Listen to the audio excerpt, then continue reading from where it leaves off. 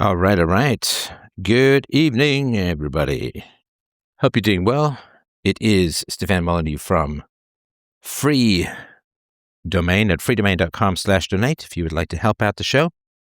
I would very gratefully, deeply, and humbly appreciate your support as we doth and do spreadeth philosophy around the world.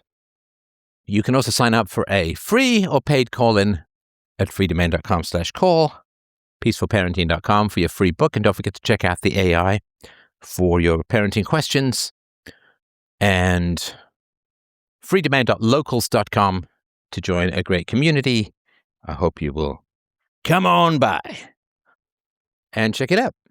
Now, I'm certainly happy to take questions, comments, issues, challenges, problems, whatever is on your mind.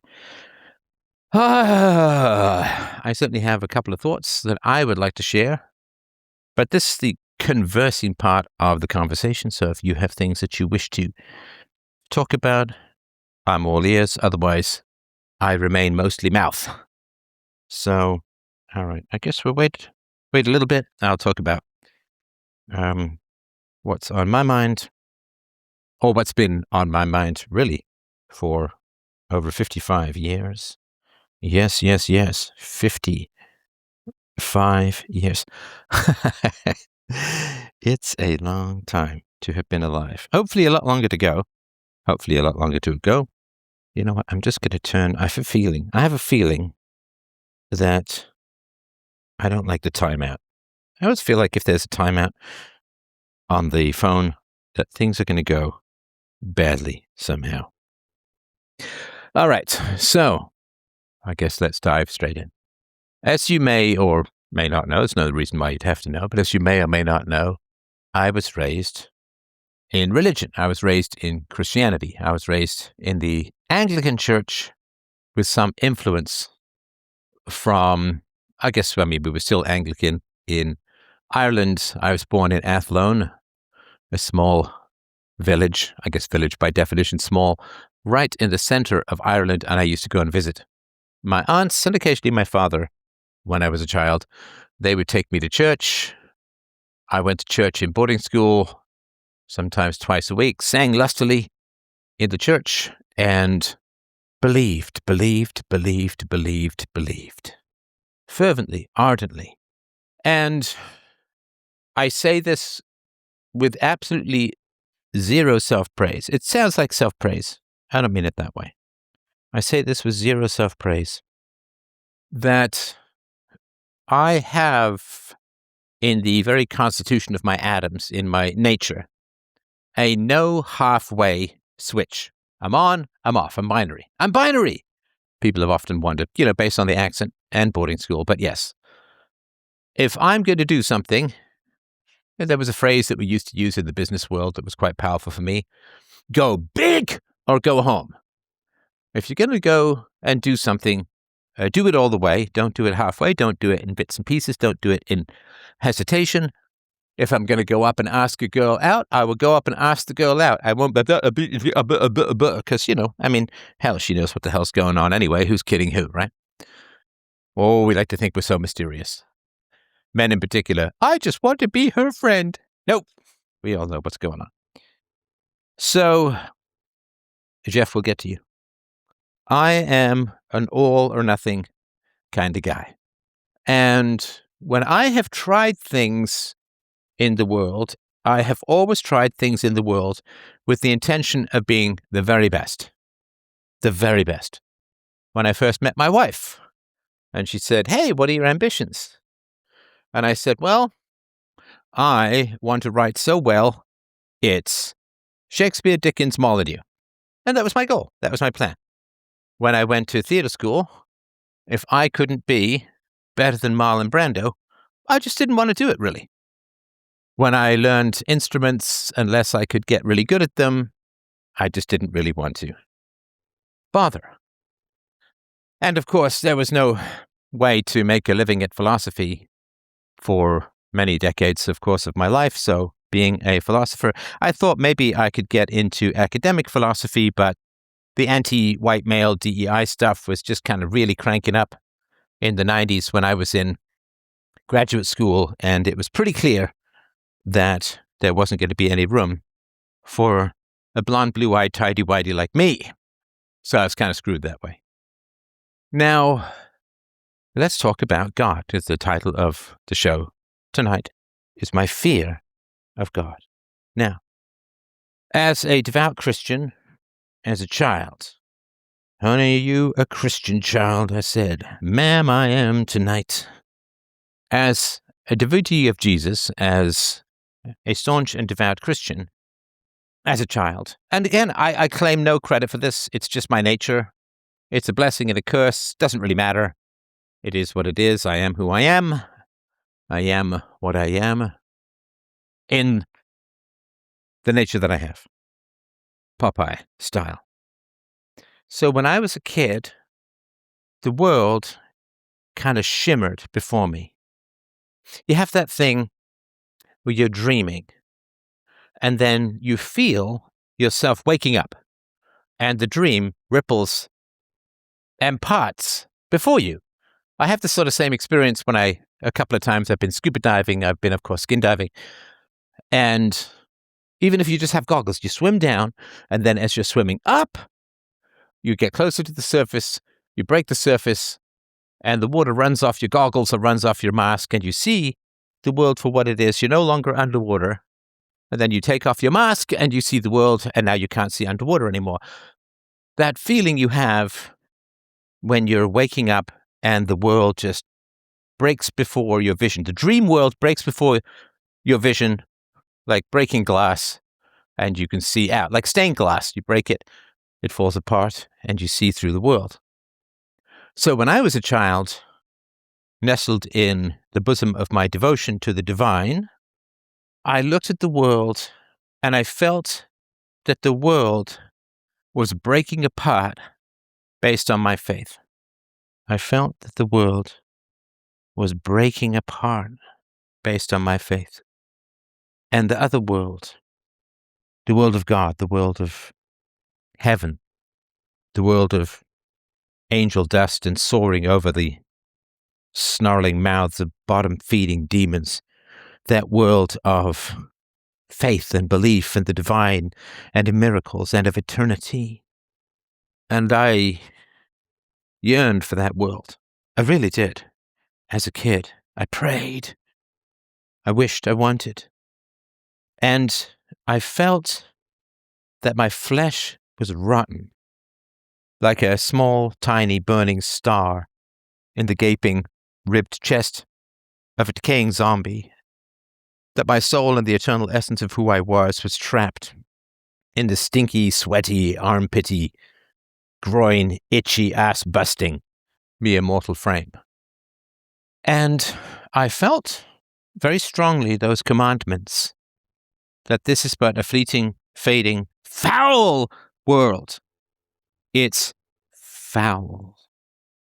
And the world to come, the world beyond, the world we surface from and rise above after death, is perfect, angelic, featherlight, deeply beautiful, arc-enabled, with eyes that absorb light so bright it would blind us in this world, but only fills us with more light in the world to come.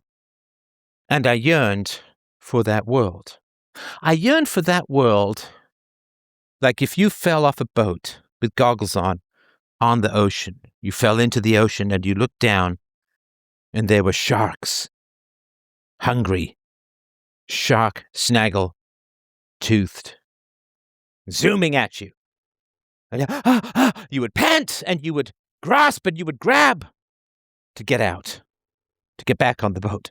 And you would fall on the boat panting, your heart hammering, tears of relief falling from your face. And I felt that I had fallen into the flesh like a bleeding man or a bleeding boy falls into the ocean and draws the predators. And my God, did I want to get back on that boat, to get out of this life. My life was suffering, as you know, as a child. So this is not necessarily theology, this is just my experience. I'm just telling you my experience and what changed for me. And I thought of a fireman When I was a child, I remember 2 brutal incidents that happened outside the home. One was I was playing with some friends and somebody said, car crash, and we all went running up to the main road. And there was a car on fire and they were pulling a woman out of the fire and pulling her also out of her skin. She was so damaged. Another time, I saw a fire burning down a building. There was nobody inside that I knew of, but I just remember thinking, as I looked through the window at the flickering flames, and you could feel, it's one of these fires, you could feel the heat from across the street. It was so hot. And I remember thinking that they pulled this broken, bleeding, tortured and most likely dead woman out of this burning car, and that if I were to suddenly find myself inside that white-hot burning building, that I would pray for death. And then I thought, well, what if I prayed for death and it didn't come? And I spent eternity having my face melt in that white-hot burning building? Or what if I spent eternity being pulled out of a car and being pulled out of my flesh? And it never ended, and it just was on a 10-second loop, being pulled out of the car, being pulled out of your flesh, being trapped in a burning building, holding your hands up, and seeing your very skeleton erupt in fire as the heat took you down, breathing in the heat like the exhale of the very sun, but not dying. And I thought of hell, and to the credit of my priests, I was not instructed in hell in the way that James Joyce writes about in Portrait of the Artist as a young man, this sort of sadistic. I saw a few pictures of hell, the demons with the pitchforks of the fire and the screaming. And I thought, I didn't think, sorry, let me be more accurate. I felt that if I was a fireman, would I pull the woman out of the car before she began to burn? If I was a fireman and I saw a child trapped, screaming, his hair smoking, at the window of a white-hot burning building, would I not elbow and shoulder the wall aside, though showers of sparks fell down the back of my neck? Would I not go in to save that child? If I had certain foreknowledge that a bunch of children wandering into a cave would never come back out, because if they wandered into the cave, they would get lost down there in the shale and the cold and the wet and the dark and the depth, and they would shiver and cry and die, would I not physically hold them back? If I had a certain vision that if a man got into a car and would then plow into a huddled, screaming and scattering mass of school children, would I not take his keys and throw them in the sewer to keep him from his mad murderous mission? And I thought of the heat, and I thought of the fire, and I thought of hell. And I saw my life, and I saw my life going forward, that if I accepted Christianity, God, religion, salvation, eloquence, heaven and hell, that with the gifts of language that I knew quite early, I was writing short stories at the age of 5 or 6, pretty good ones too, I would say. And I've always had a fairly unique ability to thread my way through a tangle of language and emerge with a set of syllables that clarify and illuminate. It's this extemporaneous speaking here. I have no speech, written or prepared. And I thought, my word, my God, if I can spew out language the way that a fire hose spews out cooling water, and the whole world is on fire, that would be my entire life. My entire life would be convincing people to dodge, avoid, duck, and dream away from the fires of hell. I'd be the catcher in the rye, but my entire life would be convincing people to avoid the bottomless and eternal pits of the fires of hell. That everywhere I went, there would be children in burning buildings. There would be women trapped in burning cars, thumping and screaming at the stuck glass. And only I would have the battering ram, the elbows, the shoulders, the mad strength to pull the car apart, to pull the building's walls down, and to release people from the fires. And I thought, a fireman, even if he's off duty, even if he's tired, even if he's got a pulled shoulder, would absolutely go into that building and pull the children out. Would absolutely swerve his car into the ditch if he had to, jump out and run and pull the woman from the burning car. Why? Because otherwise the child dies. The woman in the car dies. And then I thought, oh my God, it's infinitely worse than that. Infinitely worse because the fireman goes and rescues the child from the building, the woman from the car, because otherwise they might die. In fact, they will die. The woman in the burning car will die, an agonizing, horrendous death. The child, trapped in the white-hot burning building, will die. And the really creepy thought for me, horrendous, as creepy as anything I've ever experienced in my life, and I've been to New Zealand, I thought, the fireman goes and gets the child from the white-hot burning building. The fireman smashes the glass and pulls the woman to safety, even if he half pulls her out of her skin, because otherwise they might die. And how could he go home and ignore the screaming, the begging, the crying, the pleading? It would haunt him forever. That's just two things that I saw. But what if, and this was the creepy thing for me, I don't know if you've ever had anything like this. I'm sure you have. I think most of us have thought of these things at one time or another. I'm maybe just slightly better at giving them voice. And I thought, were I a fireman and I saw the child in the building, the woman in the car, my heart would pound and I would do anything to save them, because without my help, they would surely die. But the creepy thing was, I thought, but what if I didn't save them, oh, they would burn, but they would never die. Oof. Oof. And what if, as I walked through life, everywhere I looked were people trapped in burning buildings, trapped in burning cars, that if I did not help them, they would never stop burning, and they would never die. That the burning, the flames, the fire, the consummation of their blackened and bubbling flesh would not be a mere 90 seconds or 120 seconds or even 5 minutes, 300 seconds. It would not be seconds or minutes of ultimate agony until they died. No.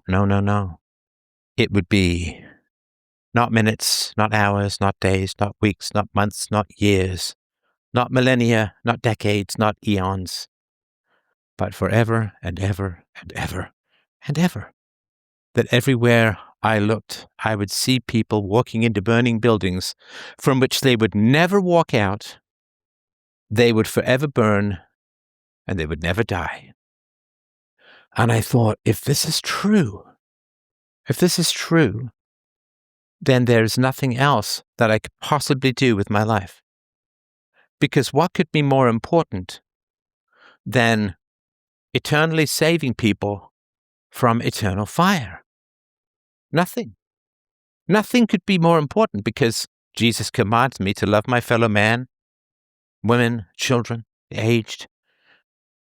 Jesus tells me to love everyone, and if I had a child who was trapped in a burning building, I would save my child at the cost of my own life, because otherwise my child might die. But what would be a far greater incentive would be the need to save my own child, not because my child would die, but because my child would forever burn and never die. And as I looked at the base of these flames and the shadows of the figures inside, and I looked up, and I looked up, and I looked up, and the column of fire ran beyond the sky, to the left of the right, as deep as infinity, as present as a firework going off held before the face. And I thought, if I have a gift of language, and I accept this reality of purgatory, heaven, hell, eternity, punishment, sin, and guilt, then my life will be an endless, endless strain to pull people out of burning buildings where if they take one more step, they are stuck inside, burning and melting and screaming forever and ever. Amen. That would be the reality. Because that is what the beliefs demand. This life is a flickering, insubstantial nothingness in the face of eternity and torment and hell.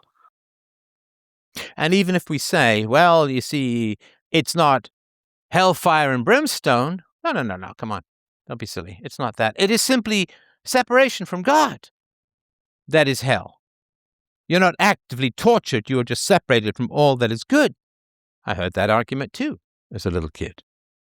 And I thought, okay. I was terrible. I actually just thought about this today when I was thinking about this. It was a terrible day in my childhood. My brother went to boarding school a year before I did. I was too young. I went when I was 6. He went when he was 7. I was 5. I was too young to go. And my mother and I went to visit my brother that day in boarding school. It was a long train ride. I was once in Florida. I went on the Harry Potter ride at Universal, I think it was. Crazy flashbacks to the train to boarding school. And my mother and I spent the day with my brother, and then we had a train ticket on the last train going back to London. We didn't have a car. I never had a car as a kid. Didn't actually own a car until my late 20s. So we spent the day with my brother, and then we took my brother back to the boarding school. But there was nobody there, and the doors were all locked. And again, I was 5 years old. And my mother said, I'm sorry, we have to go. And there was nobody there. Now, this boarding school was pretty big. It had big grounds and lands around it. And I remember the sun was setting. It was starting to rain. And my mother left my poor brother on the giant front steps of this boarding school in the darkening rain. And I very clearly remember my heart breaking, looking at the standard analogy of raindrops are like tears as the rain cascaded down on the rear view window of the cab as it took us back to the train station. My brother, in entirely understandable sobs and tears, standing forlorn, wet, alone, and very, very young on the giant steps of the seemingly completely abandoned boarding school. I don't know what happened. I don't know that we ever talked about it again. And I thought of that when I was told, but it's just distance from God. And I thought, okay, so my brother in this day, when he was a child, was not burning. He was not tormented or torturing. His eyes weren't popping. His face wasn't melting. He wasn't trapped in a burning car like a woman or a white-hot burning building like a little boy. He was just left behind. He was just abandoned. And he sobbed and was utterly forlorn. You know, when you look at someone and you just see utter loss in their eyes. So let's say it's not a burning building.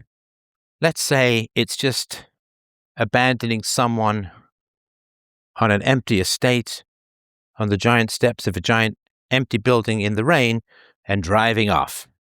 Well, I wish that had never happened to my brother. I wish my mother had been slightly more organized. This is all, of course, long before cell phones. You couldn't call anyone who knew. But she shouldn't have done that, of course.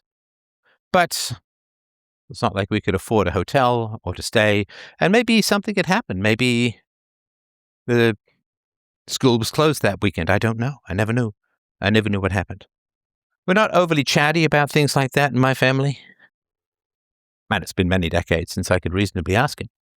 So maybe it's not hellfire and brimstone. Maybe it's just being left behind on the wet steps of an abandoned building to fend for yourself in the rain and the dark at the age of 7. Maybe that's all hell is. But of course, if I could go back in time and help my brother, I would. And so I viewed, if I believed and accepted all of this, I viewed that that would be my entire life, would be consumed with saving people. Like Oskar Schindler, this watch could have saved someone else. In the time it takes to pee, I could have saved someone else. In the time it takes to eat, I could have saved someone else. There are burning buildings everywhere, and people strolling into disaster everywhere all the time, and for eternity.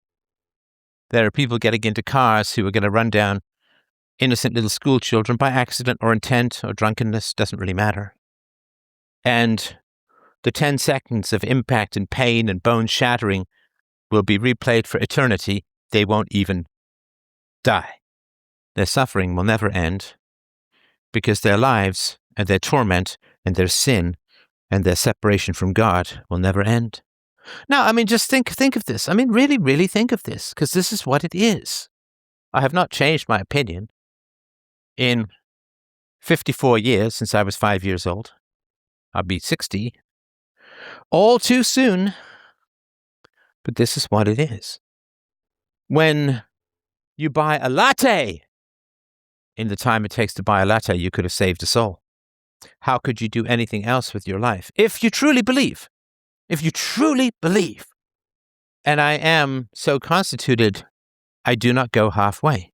If I accept a thing, I accept it 150%. If I accept reason, I'm not like, yeah, kind of reason. No, reason. If I accept the evidence of the senses, it's not, yeah, well, but there are other higher senses. No. Evidence of the senses. Uncertainty is for slaves. Uncertainty is the pretend virtue that saves cowards from the view of their own cowardice. No. And if God is real, and hell is real, and punishment is eternal, you and I can do nothing with our lives but save souls. In the time it takes to sleep, you could be saving people from burning buildings which will never kill them, and in which they would burn forever. There would be nothing else that would matter. A doctor goes home. An emergency room doctor goes home because other doctors are going to step in. He needs his rest. And the worst that can happen, really, to people who come in is that they suffer and die. And when they die or after they die, their suffering is at an end.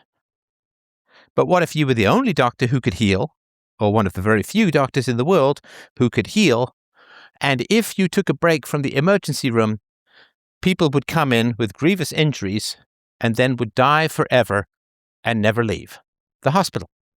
Everyone you saved would leave the hospital. Everyone who died in your hospital would squirm and burn and bleed and choke forever and ever and would never leave the hospital. Could you go home? I mean, I'm sure you'd take a few tortured cat naps here and there, but your entire life would be dedicated to that. And I think I had a pretty strong sense of the eloquence and passion and connection that I was capable of. And I thought, if what I have is a God-given gift, then this is all my life can be, is pulling people from burning cars and burning buildings, pulling them out of the way of speeding cars, preventing people from being pushed onto oncoming subway platforms, wrestling people back from airplanes that will spend eternity slamming into mountains and shaking hot shards of metal through their body, organs, and bowels forever and ever. Amen. That every person I do not convince to be good will die in the ER forever and ever. Amen. That was going to be my life if I believed. And I'm telling you, I think I've got some credibility at this point in the smoking fucking crater of my career. I think I have some credibility in saying, oh yes, like a whore, I am more than willing to go all the way. All the way. I think that is believable now. And I would have done it, man. I would have done it. I wanted to do it. I was terrified to do it, but I would have done it in the same way that a fireman doesn't want to run into a burning building, but will do so for reasons of honor, a desire for a good conscience, in other words, an inability to live with himself if he didn't. If it was true, I would have done it all. But that was what was demanded. That is what the belief demands. Jesus himself, dragging his cross, crown of thorns, spit on, whipped, beaten, lied about, slurred, and then nailed for days in the cross of agony. Himself not believing he would be saved. Why hast thou, my God, forsaken me? He did it. And he's the backstory. He's the origin. You can't hear the capitals in the HE of which I speak, but they're there. If you're transcribing this, they're there. And I was willing to be an exhausted firefighter, rescuer from eternal torment for my entire life. I was willing to do it. I was willing to do it. I won't say I wanted to do it. In fact, I can very much tell you I did not want to do it. But even if you're an uncertain swimmer, if the loved one is drowning, you get in the water and you do your best. And I was a Mark Phelps language-based champion swimmer, pounding through the syllables, arranging them in ways that save men's souls and women's souls, in a way that is unconsciously artful and thereby all the more powerful. I would have done it. I won't say that I wanted to do it, but I was willing to accept the necessity of doing it. Except for one thing. Except for one thing. Except for one thing. That was a big thing. And it has not changed in 54 years. And I would argue it's even worse now than it was more than half a century ago, when I was knee-high to a grasshopper and fingering the eternal smoky suit of the eternal salvation firefighter and saying, I'm going to spend my whole life breaking my back wrestling people from burning buildings so they do not end up consumed by flames forever. Because that is the logic and necessity of the Christian life. That is the logic and necessity of following Jesus. You must spend your entire life saving souls, expending every ounce of energy, every fiber of your being, shouting yourself, Alex Jones horse if you have to. And you will probably have to, burning up your entire revolting pillar of satanic flesh, burning it all up to totter into the last grave with the maximum souls saved. And what did Jesus say? I read the Bible. All who would follow me, sell everything you own, give your money to the poor, and preach. And preach. And I was taught by firefighters, by priests, whose holy gushing words should quench the fire of sin and save people from eternal damnation forever and ever. Amen. I was raised by priests. They were my fathers. And I couldn't help but notice the distinct disparity between what the faith demanded and what they were doing. It wasn't any big papal style of corruption that first stimulated Martin Luther to nail his 95 Theses to the door of the church in Wittenberg. It was that they were, I guess, reasonable or decent enough fellows, and they gave their speeches, and it was a Christian school. It was in a Christian nation. Devotees of the strictures and requirements and demands of Jesus. And I couldn't help but notice that although I was raised by firefighters and everyone was burning, people didn't really do much to put out any fires at all. I mean, they got mad at people from time to time and so on. I remember my music teacher was flirting with... No, my English teacher was flirting with the music teacher, one of the few females we had teaching. I think I had two. And, he had a nice jacket and a cool haircut. And those, I guess they were those glasses that, with the Polaroid, they turn dark in the sun and so on. And he was flirting away and chatting away, and they were laughing, and she put her hand on his arm and tossed her hair back, and she had a cross on her cleavage. And listen, I'm like, but there's a giant fucking fire that's burning down the whole world forever. What are you doing? And I couldn't understand it. I mean, imagine if a fireman's child was burning in a building and he wasn't going in because he wanted to flirt with the music teacher. It's fine. It's fine. And it's infinitely worse because if the fireman's child is trapped in a white-hot burning building and the fireman is too busy flirting with the music teacher to save his son, it's one thing if the son dies, but in this scenario, the son never dies and is burnt forever, or left on the steps in the rain of an abandoned building in the middle of nowhere, while his mother drives away with his white-faced younger brother staring out the back of a rain-drenched taxi. And the masters played cricket. They played cricket.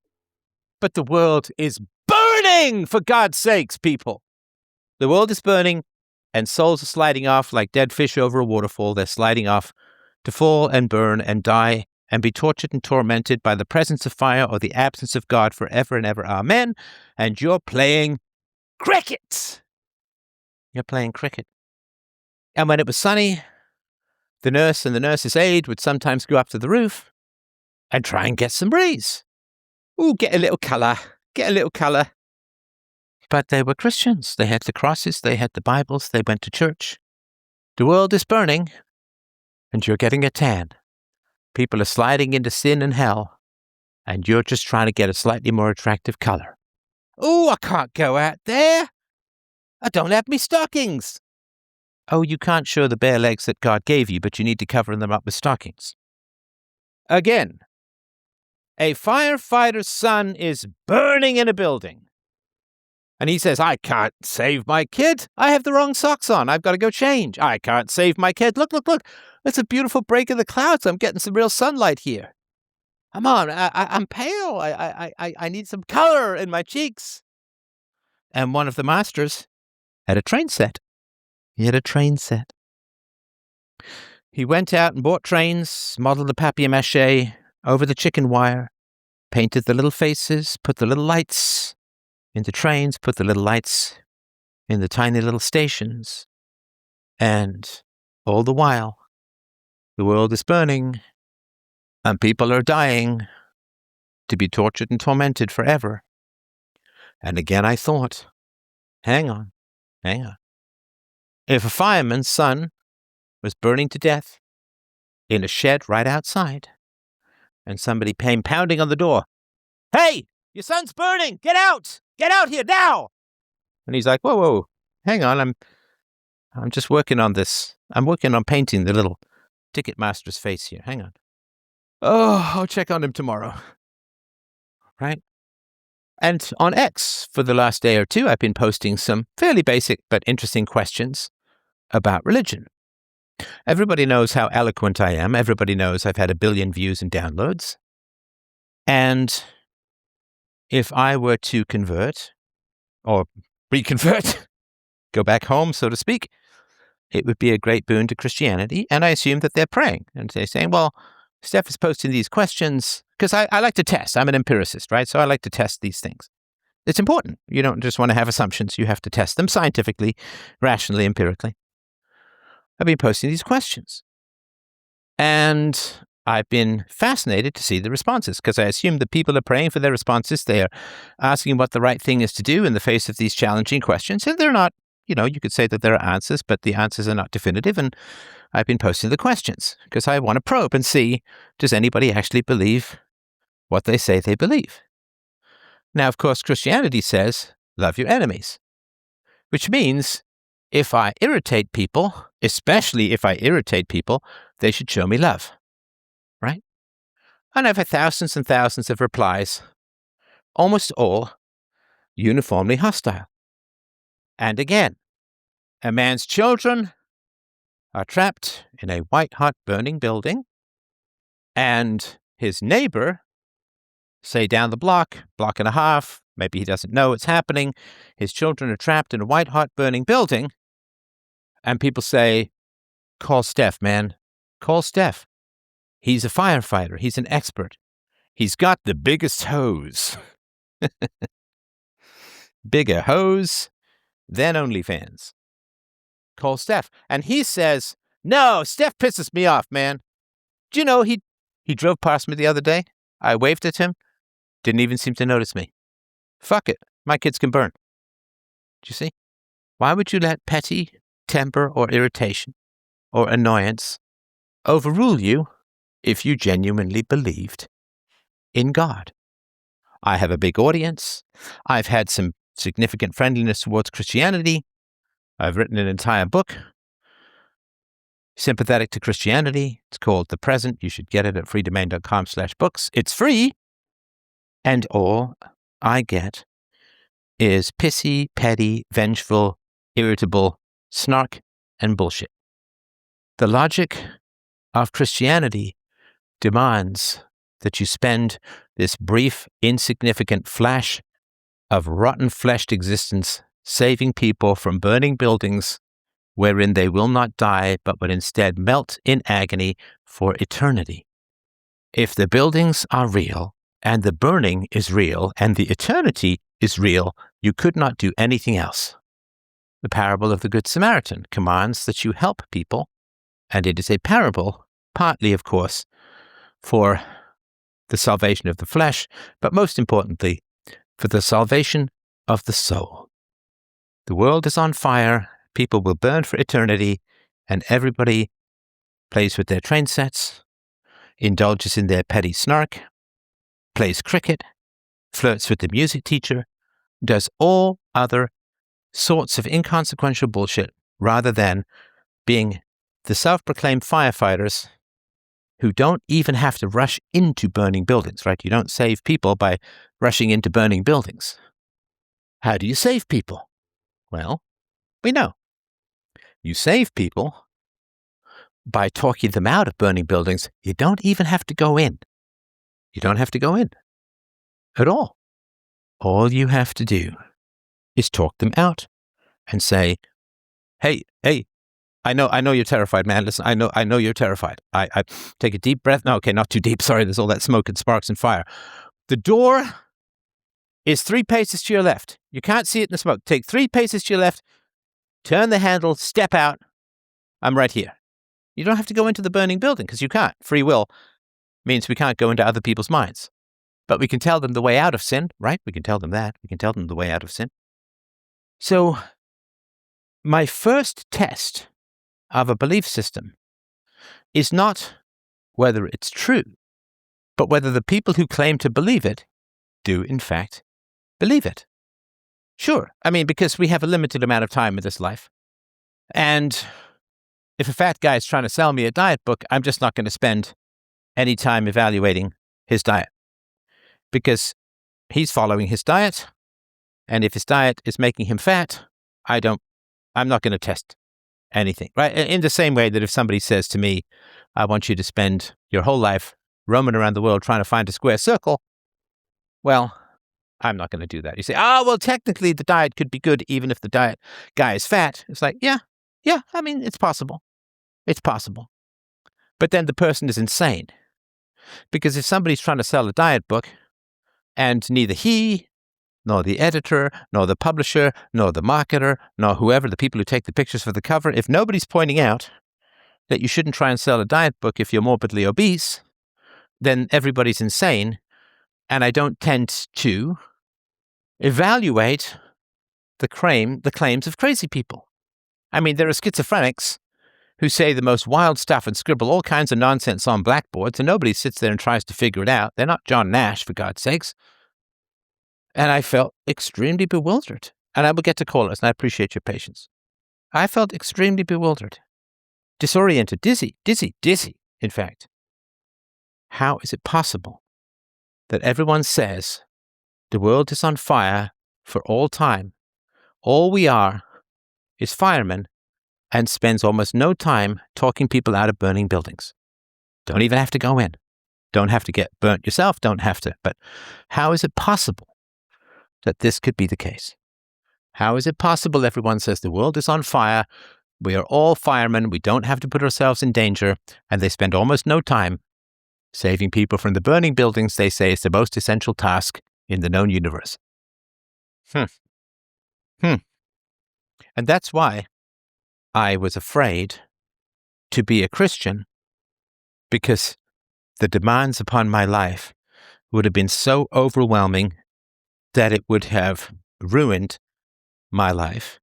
And I was willing to ruin my life. I really was. I was willing to ruin my life. But nobody believed what they said. Nobody believed what they preached. It was all conformity and nonsense and sentimentality and, of course, a way to bully children. And, of course, if they had prayed, as they claimed to, if they had prayed to God, God would have said to them, hey, you know that short kid, the blonde kid, towhead kid, bit of a freckled face? He's the youngest kid in the school. You can't miss him. I've given him pretty spectacular gifts of language. I mean, this guy will be able to talk the feathers off a goose. This guy will be able to sell ice to the Inuit and heat lamps in the Sahara. So you need to inspire him. Maybe you need to nurture him, mentor him, develop him, because he's going to have just about the biggest intellectual audience in a scant couple of decades, which is nothing in the face of eternity. He's going to have the ear of the world. He's going to have 1 billion views and downloads, millions of books. You should keep an eye on him. You should help him out, inspire him, help him understand. Nope. And so what is the answer to this riddle? How can everyone tell me that the world is a never-ending conveyor belt of children in white-hot buildings and women burning to death in cars for eternity, but everyone has model trains and hobbies and plays cricket and flirts with the music teacher and learns French and learns how to do the Charleston and learns instruments and goes and watches football? What football? Soccer for North Americans, football, footy in England. I never saw my aunts, who were very religious, try to convert anyone or talk to me about religion. I mean, they were praying, say, oh, you got a rare gift, like Stefan Molyneux, like his ancestor, William Molyneux, has got a rare gift of analytical intelligence and verbal adroitness. His ability to translate the most obtuse abstractions into everyday speech with a flourish of analogy and metaphor that drives the point home in people's minds like the spike on the most secure railway line in history. What is the answer? Well, the answer is that they don't believe it. It's mostly nonsense. And there is no hell other than a bad conscience which dies with you. So that's the answer. And that's why I stopped believing, took a deep breath and said, well, thank you, indifference of my elders, for showing me what absolute foolishness and nonsense it all is, so that I can live a life of reason, rational calculation, empirical virtues, and effective language, to promote real good rather than imaginary fires and catastrophes and disasters and the associated incomprehensible indifference to the fate that is preached into the minds of children. Thank you for your patience. I appreciate that. Jeff, if you are still around, if you would like to unmute, I'd be happy to listen. Yes, thank you very much. And that was a very interesting. I had all different thoughts, and hearing that, it's first, let me just thank you for sharing that, and also I hope I know recently you had a couple of difficult personal days. Hope the family's doing well. I have a little girl and a wife myself, so hope they're doing well and are healthy and safe. I appreciate that. There was no disaster in my family, but a fairly massive disaster in the environment. So I don't want to tell any tales out of school, but I certainly do appreciate your sympathy. Everyone here is doing well, and thank you for your kindness. Yes, absolutely. I suppose I've been writing furiously, as you would call, not in anger, but just to try to keep up with everything, listening to this, over an hour of very thoughtful things you've said. My first thought was perhaps what this comes down to is taking on a responsibility, a cross, if you will, which is not yours to bear, to taking on the responsibility for saving all the souls in the world, or spending every waking hour that you don't spend doing the necessary things like eating, sleeping, and earning a living in this work. The responsibility for saving all souls in the world is not, no one put that responsibility on you or me or anyone else. Hang on, sorry to interrupt you. I'm sorry to interrupt you just as you're starting, but I never said saving all the souls in the world. I just said it's a conveyor belt. Everyone you meet, everyone you could have impact on, you would have a responsibility to save, but not all the souls in the world. So, sorry, it's just a minor correction, but go ahead. Okay, well, that works fine then. So let's take that then. You have the people you can have an impact on. Can we assume, for the sake of this conversation, that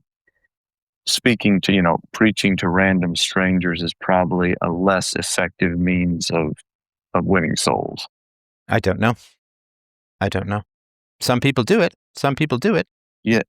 Let's phrase it another way then. Are you more likely to persuade, or through your either word or deed or example, your own child of something, or some random stranger you meet on the subway? I don't quite understand the analogy.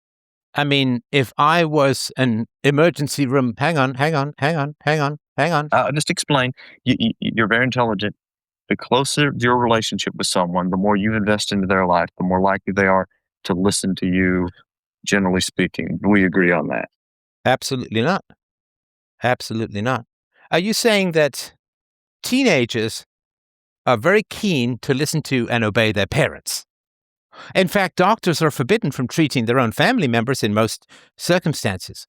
So if you're an emergency room doctor, you're probably better at treating strangers than you would be at treating your own child, because there's a conflict of interest and you can't be objective and so on.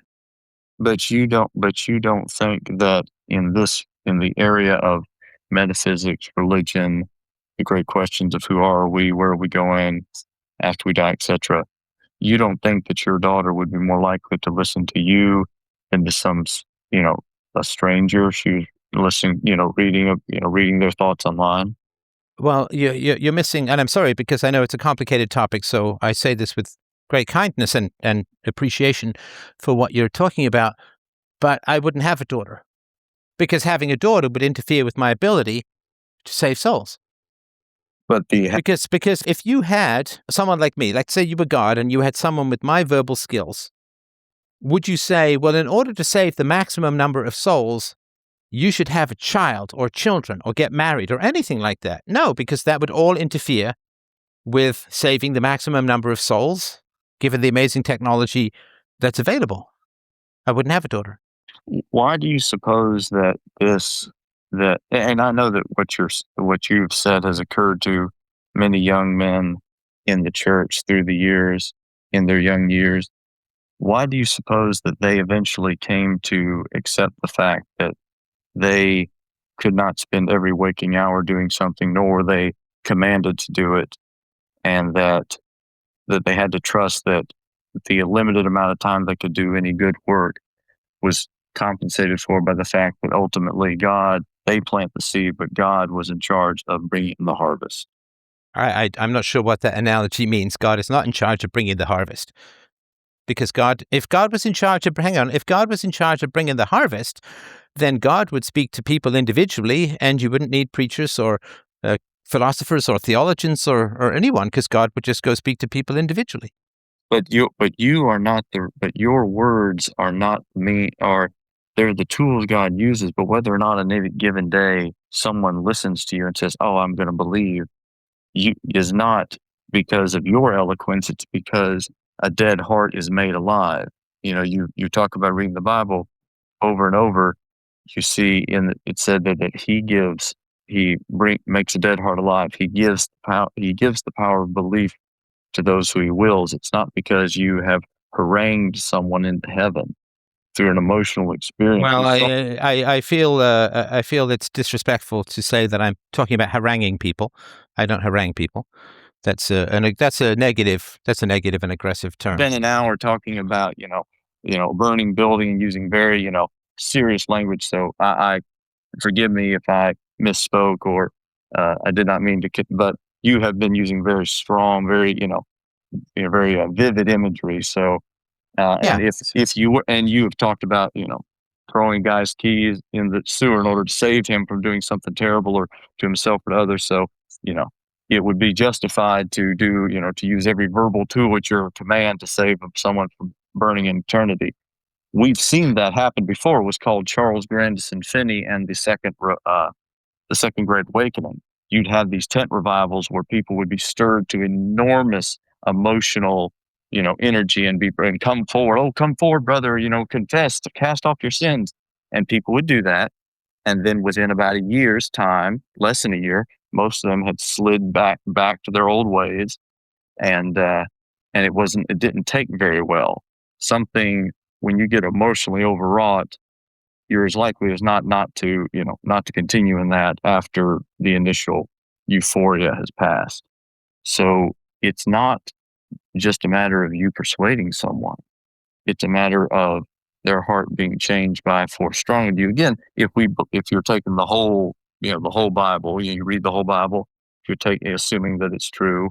I mean, Paul, here's another example. Paul, the greatest preacher of all time, wrote a huge portion of the Bible, as you know. He did not accept alms and gifts to pay for his expenses during a lot of the time he was traveling. He worked as a tent maker. And this is a man who spoke to Jesus regularly. If anyone should have spent all his time preaching, it would be him. And he spent many hours of the day earning his living. He chose to do that and was not told not to do that by the Lord or anyone else. So if it was okay for Paul not to spend every waking hour preaching when he had a direct line to his Savior, why do you feel? I mean, I understand as a child feeling that way, but why would you still hold to that belief today? Because I noticed you didn't talk about, well, as I grew older, I studied it more and thought about it and refined my thoughts. If Paul didn't have to spend every waking hour preaching, why should anyone else? That's not an argument.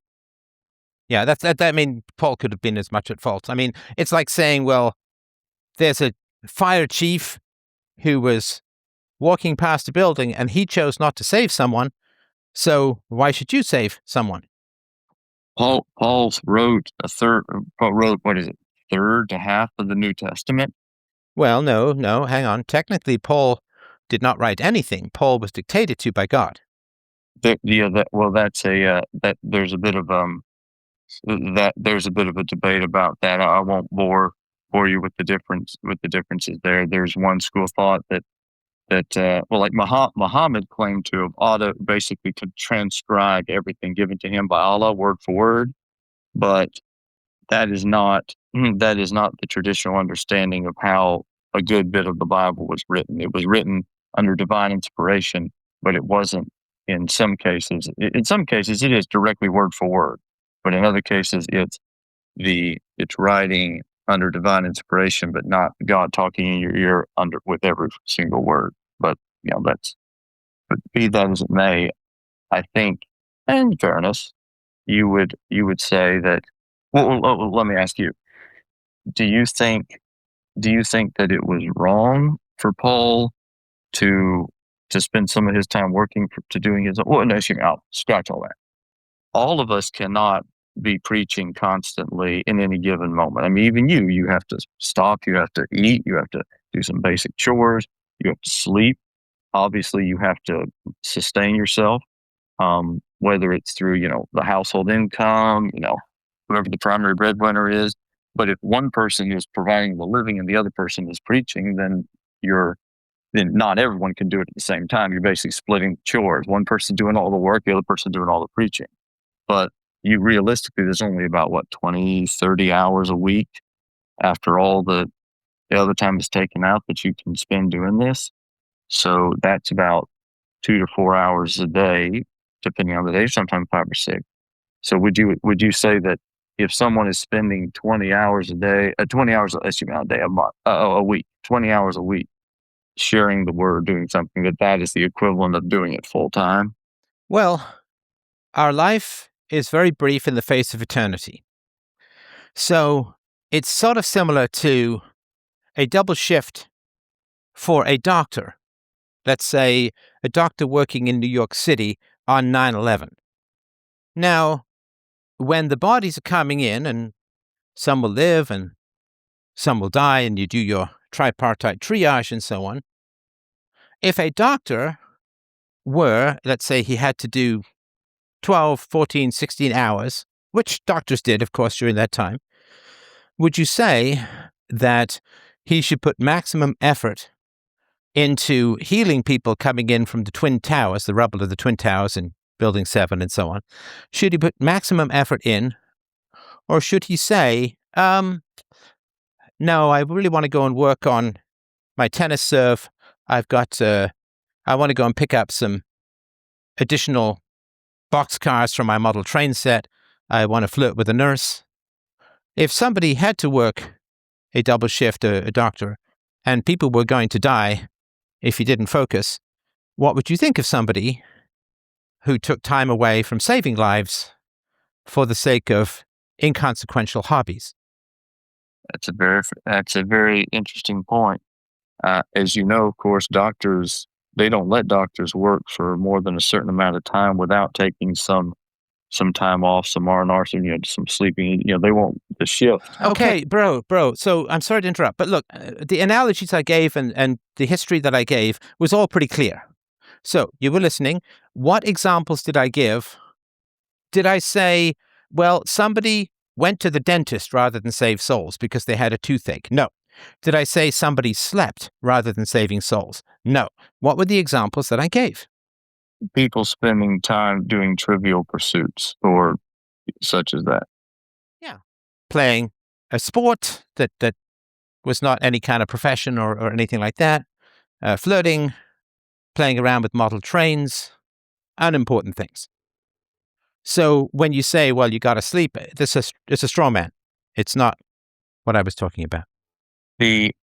So if we take the amount of time, well, another great example is many people give through their giving of tithing and offering and some volunteering their time, the equivalent of around 10% of their productive hours. The hours when when they're not doing the needs just to stay alive. Their productive hours, they give about 10% of their time. So if you're contributing the equivalent of 5 to 10 hours a week of through giving to someone else who can do it full time, and you're also taking responsibility for mentoring and spreading the word to the people in your circle, your family, your own children, people around you, that seems to me to be a pretty good dedication. Now, we have a problem that most people don't do that as they should, but we also have plenty of people who do that as they should. There are plenty of philosophers, as you know, or self-proclaimed philosophers who lived terrible lives, who were just, personally reprehensible and just obviously didn't believe what they taught. Like you say, you wouldn't buy a diet book from Fat Man. That does not necessarily discredit philosophy. And there are others who practice what they preach, as you do. So again, I'm not quite sure where the command, where is said that we must spend, all of our available time without any recreation. Because even, I'll give you an example. In the Old Testament, which is part of the Bible, of course, it's not superseded entirely by the New, except where it's directly superseded. God told his people to take time for recreation. There's a feast, one of the festivals, that is basically just a time to take time to rest, to recreate, to celebrate the blessings God has given us. So I don't think that God, I would like to see some more meat on the bones of why we must spend every hour that we're not doing the basic needs. Now, again, you've given an excellent point. I don't disagree with you. Spending, wasting time, trivial things. Yes, of course. But again, how does that disprove the fact that they were not fully aware, cognizant of their responsibility? How does that just No. They're fully cognizant because they told me. Okay, let me ask you this. You're a Christian, right? Mm-hmm. Okay. Is there a more important mission than saving souls? And the unspoken statement there is to the individual believer. Is there a more important mission? I mean, I'm not talking to ghosts. I'm not talking to animated clocks. I'm asking you as a Christian.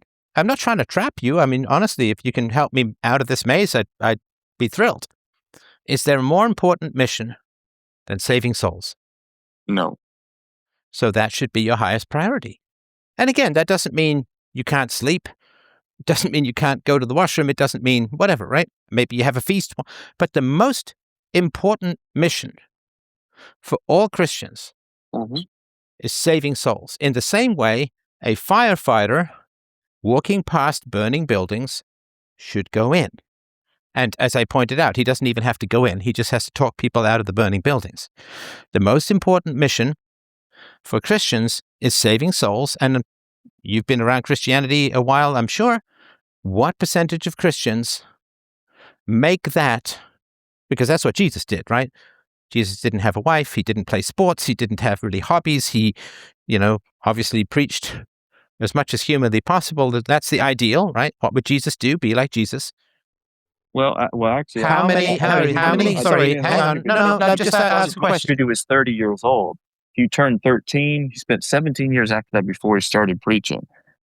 I'm aware of that, but hang on. I understand that. I'm fairly conversant with the life of Jesus. I understand that, but he did that because he had not developed Christianity. He had not realized his own divinity. But once he did. Now, everyone after Jesus has the example of Jesus, which Jesus didn't have, right? So it's a different matter after Jesus. Well, wait a minute. You're saying that he was 30 before he realized his own divinity? When he was 13 in the temple, his parents couldn't find him. He was sitting there with the scribes and elders. You know the story. And they said, why have you, where have you been, son? And basically they say that. And he says, why have you been worrying about me and looking for me? Didn't you know I have to be about my Father's business? So, I mean, he's aware of his divinity at least as early as age 13. So, well, I mean, I'm not a theologian, but of course, being about my Father's business could mean any number of things. It doesn't necessarily mean that he was claiming that he was the Son of God. It's ambiguous, and it had to be ambiguous because if he claimed to be the Son of God, he would have been driven out of the community at that age. So, but my point is that certainly after the example of Jesus, in the context of the rest of his life, it's pretty clear that's where it's pointing. It's not like, I'm buying something for Joseph. Right. Well, let me ask you this. How many Christians do you know? What percentage of Christians that you know put the salvation of souls as their highest goal, which is the essence of Christianity? Just about all that I know of personally to be very serious believers.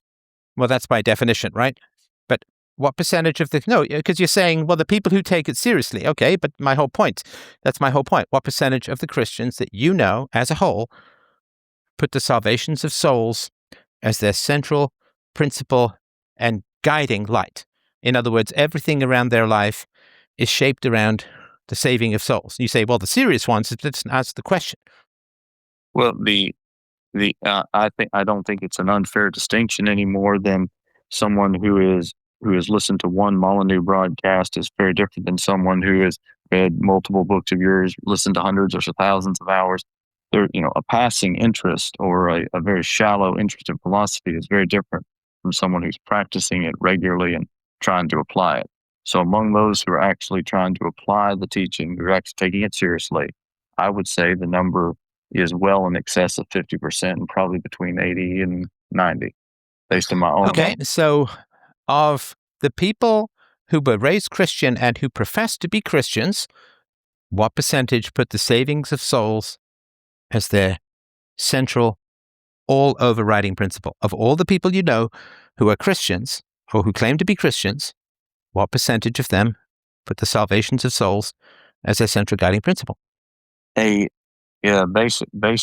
like if you're drawing a line, picture a square and a chart, and draw a line across, and basically a V. In their early years, when they're younger, like your heart was very tender for this stuff. The younger years, very much so.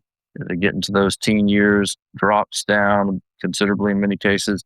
As they get older, it grows stronger and stronger. So, if you, depending on when depending on what stage of life, it's going to be different. But among people who have reached maturity, frontal, brains fully developed, 25, and after that, and among those people, I would say it's I would estimate between 75 and 90%. The older they get, the more they care about it. Okay. And how do you know? I'm not disagreeing with you. I'm just asking for the empiricism. How do you know that they put the salvations of souls as their central and core principle? Based on their efforts to share that with the people who matter most to them and who they have the greatest impact on, their own children, their own spouse, their best friends, their people in their life who they care the most about.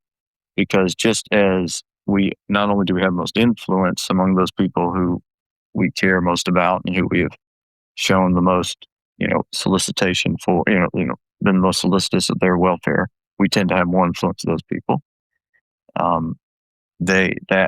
Just as they care the most about those people and try to make sure that they are, again, the most important thing, you provide for your child's food and lodging, and take care of their physical needs. And if you really believe this stuff, you would care also for their spiritual. So their dedication to that and to helping people close by them as much as they're able is a pretty good indication, in my opinion. Okay, so they do it where it's easiest, and they are firefighters who basically only save their own families from the burning building and not others. Well, first off, I would say that there's nothing wrong with having your order amoris, as they would say, the order amoris being ever concentric rings going outward. I don't think that it's unfair to say that in the case of that burning building analogy, in that if you had a bunch of children in that building and your daughter was one of them, the first one you were going to grab was going to be her to get her out of that building. And that's what almost any other parent would do. In fact, if they didn't, all things being equal, I would wonder about their fitness to be a parent, to be honest. So, number one, you got the order amoris. Number two, they are not exclusively, I didn't say exclusively, focused on that. These same people often are giving considerable amounts for missions, for tithing, to support people who can work full-time in the ministry of trying to reach souls, supporting people who are doing it either online or in person overseas or right in the United States or in your country. I live in the United States. So I didn't say exclusively, and those people tend to be very giving. If you look at the state of Mississippi, poorest state per capita in the United States, they give more money to charity per capita than the other state in the union. Some of the richest states in the unions do not. So I think that's a factor we need to take into consideration. The support of missions, the support of other ministry work to enable others to do what you don't have the time to do yourself, but you're doing it through your giving. Okay, so they give 10% of their wealth to the church or to mission work. Is that right? Yes, the command is to give 10% of your increase, and if you could give more than that, those are additional gifts and offerings. But yes, the command to give 10% of the increase. Okay. So do the people that you know have things that they have bought that they don't need that would be better spent on the salvation of souls? Obviously, everyone has some things that they don't need to survive. Right. So then they have other priorities, because if you, let's say, go out and buy a new car when you could in fact buy an old car, then you are taking tens of thousands of dollars that could be used for the salvation of souls and instead using it to buy a cool new car, right? Or if you have a house that's bigger than you absolutely need. This is sort of the questions that I'm asking. Let me ask you this: Would you? You don't have to choose, but in your mind, if you had to save only one person in a life or death situation, had to choose between your wife or your daughter, you probably know who you would choose. But the fact that you would have to make that heart-rending choice, does that necessarily mean that the other life is not also of great importance to you? No, of course it doesn't. So it does not necessarily follow that because the top priority in a Christian's life is to save souls, particularly those who are closest to them that they can have the most impact on. Just because that is their top priority does not necessarily mean that they must dedicate all their resources to it. If that were the case, God would have told us to do so. But in the general command has been to give 10% of your excess. And remember, in an agricultural society, if the crop fails that year, you haven't got any extra. There's nothing left. You're just trying to avoid starving. So God does not need everything we have financially to save souls. He gives us the opportunity to show our gratitude for what He's given us by giving our time and by giving gifts as we're moved to do so. But He doesn't need our money to save the world. He's done a remarkable. Just consider how people pay nothing. No money is spent. People donate to your work, but this message goes out. You've had billions, as you say, a million, 100 million, maybe 100 million, 200 million people. We don't know how many have listened to your work. And it didn't cost them anything to listen to it. Didn't cost, for after the first bills are paid, just everything else is a bonus. It costs you money to put it up. But after that, after everyone listening, they're listening for free. So you're getting this message out basically for free at that point.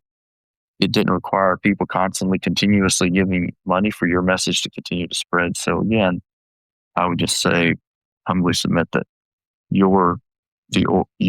order of priority does not mean that priority number 2 is totally meaningless, if that makes any sense. Yeah, I don't quite understand the saving my own child. Of course, I would save my own child from a burning building. Of course. But that doesn't mean that I'm going to spend the rest of my life saving my child from a burning building. The point is that after you've saved your child from a burning building, shouldn't you go and rescue other souls? Of course, right?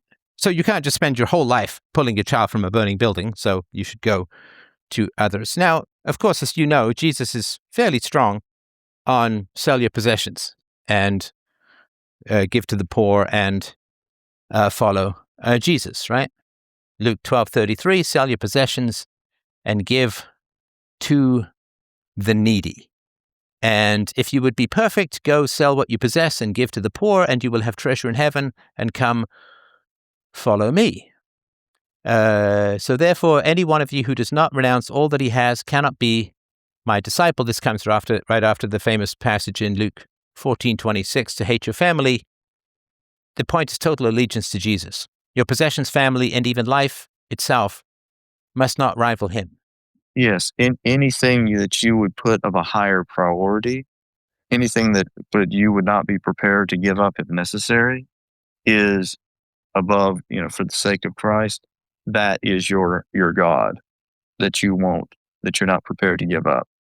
And in the first century, in the Jerusalem church, as you know, right in the book of Acts, and within right after the Christ's ascension into heaven, rather, you see the church selling their possessions, selling land. Well, not possession, selling fixed assets like houses and land, particularly land, and pooling those resources together. This is often used as an argument for Christian socialism or Christian communism, but actually, when you consider what Christ has told them before he left, it makes perfect sense, and also why you do not see this in other churches. Other first century churches did not practice this kind of communal living in the sense of selling off all their fixed assets. And the reason why is that Christ had been very clear in multiple occasions warning them that this place, Jerusalem, is not long for this world. Within the lifetime, within a generation, this place is going to get, the Romans are going to, we didn't say the Romans, but things are going to get really bad here, really, really bad, to the point where nursing mothers are going to wish for the hills to fall on them and their children. And of course, that's exactly what happened. And we see that when the Romans came in AD 70, the Christians had pretty much all left by that point. When the Romans were moving toward Jerusalem from after the campaign in Galilee, the Christians had cleared out of Jerusalem, had cleared out of Judea. They were off in the desert or wherever they'd gone, because they knew there's no future here in this particular spot, in this particular city. There's no future here, and they didn't know when it was coming, but they knew it would be coming within their lifetime. So, yeah, we haven't got any long-term future here. And again, you don't see that in other communities. You didn't see that in Philippi and Athens and the Corinthian church and the church in what's the big city in Asia over in Syria now? It's a huge city. Forgive me, I've forgotten it. This first city where Christians were called Christians. Well, it'll come to me, I'm sure. So, but anyway, so I think you have to factor that into the situation as well. The unique situation of Jerusalem was going to destroy it, and two, he's talking about you have to be willing to give up something, give up anything, if it's going to be if it's going to be higher in priority. If you're not willing to give up your wealth, you don't want to give up things, if you're not willing to sacrifice a family relationship for the sake of Christ, you're not worthy of him. But it doesn't necessarily mean to hate your parents. In general, it just what's more important to you. Okay, so Christians with a new car are choosing a new car over saving souls. Again, why does it follow that you must spend all of your resources? No, I'm not talking about all of you. Did I say spend? What did I say about the car? You gotta listen, right? What did I say about the car analogy earlier? You said spending a new car instead of getting a used one. Right. So is that spending all of your resources, or are you miscommunicating what I'm saying? I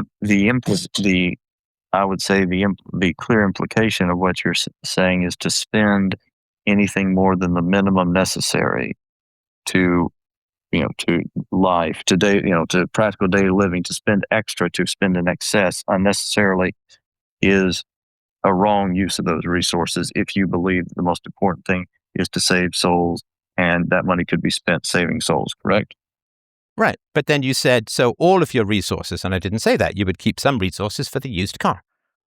So we come down to the question of when you have those resources which you don't need for basic practical daily living, you have that extra, that surplus. What do you spend that surplus on?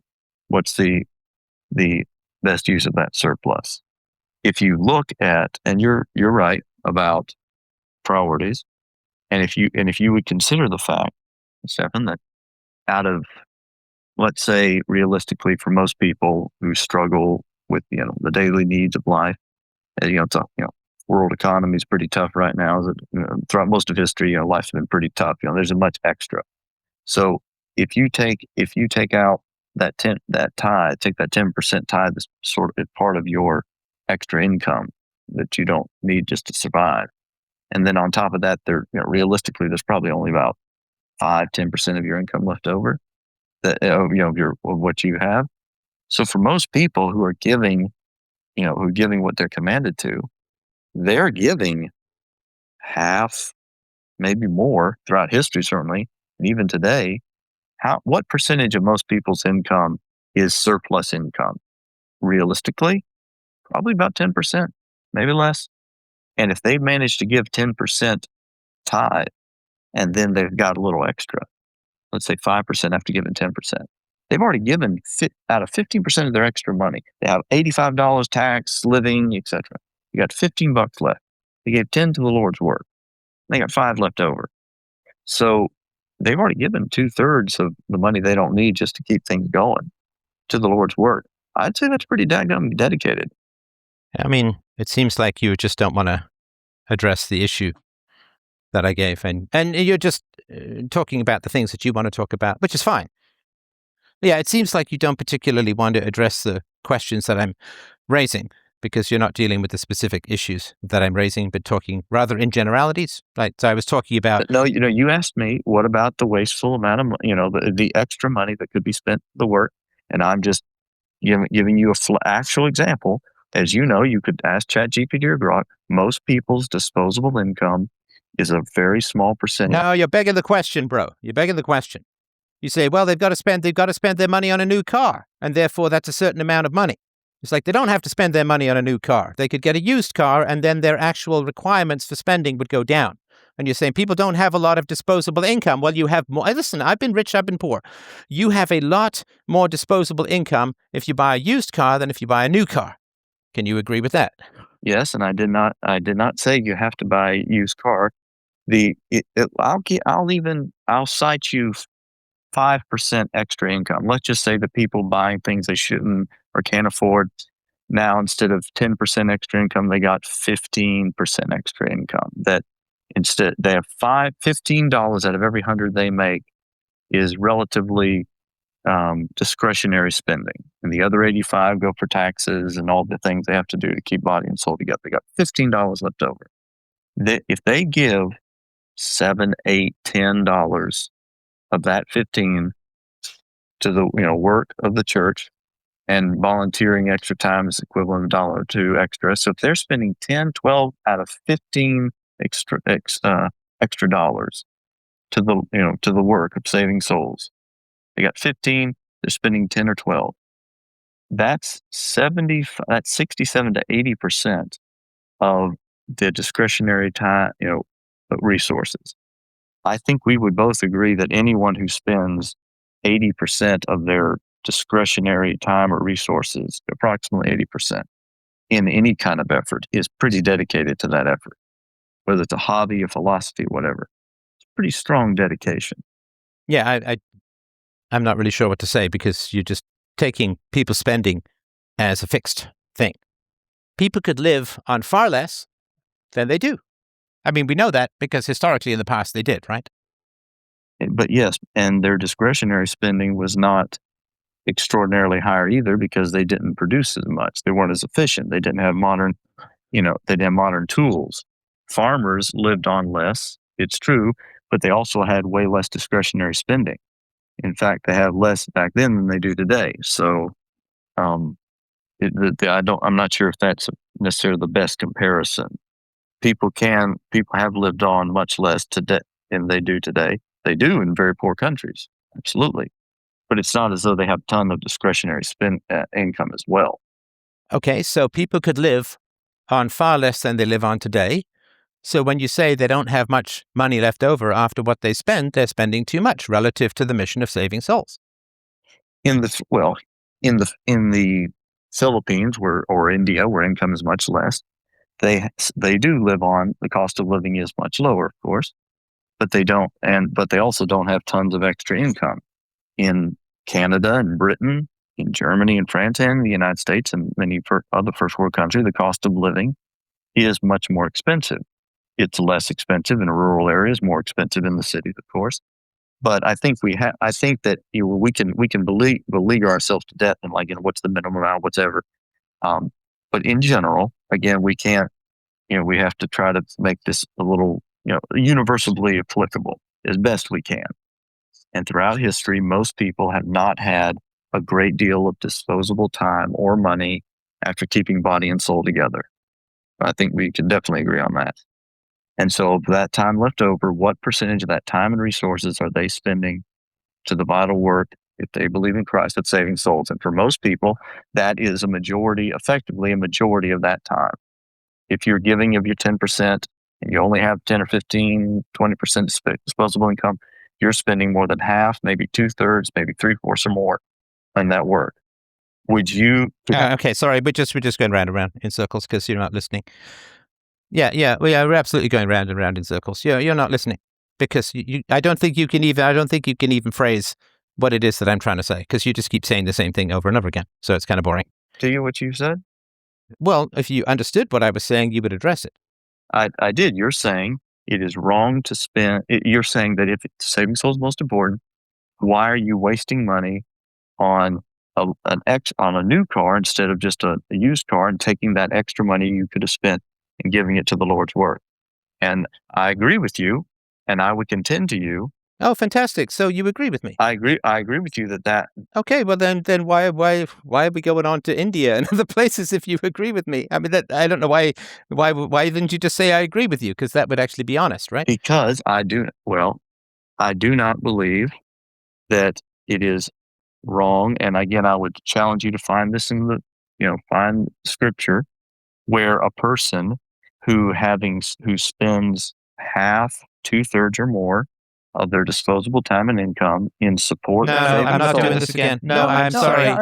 I'm not doing this again. I'm not doing this again. I'm not doing this again. If you're not understanding, I've got to think of my audience's sanity as well. You're like a broken record. You just keep repeating the same thing over and over again. 85%, 85%, 85%, 2/3, 10%, 15%, 85%. Steph, you're not engaged. Do you think that I'm not understanding what you're saying? This is kind of rude. Well, why don't you? So let me just ask you simply: do you think that a person who dedicates 80% of their time to a vital mission of saving souls is wrong in taking the extra 20% for recreation? I'm not sure what your question is. Sorry. All right. Well, I mean, it's very pretty clear. If a person. Okay, don't just start getting insulting, right? I mean, okay, go ahead.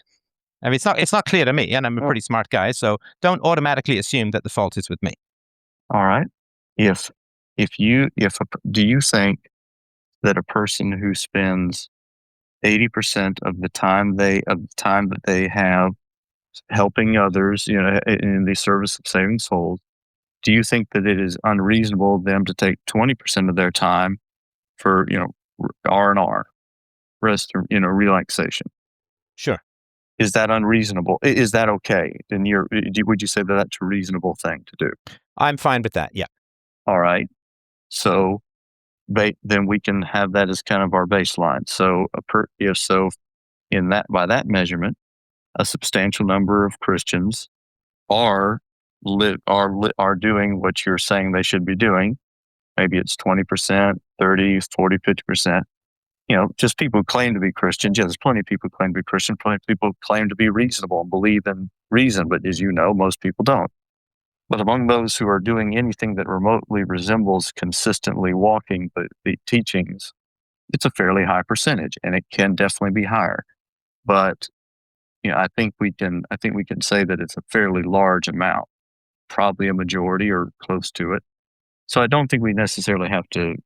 I think we should be concerned more about getting those who aren't doing what they should to continue to do it, rather than necessarily say that, well, I don't see anyone living these teachings that, as you saw as a child, this is urgent. Why aren't they doing more?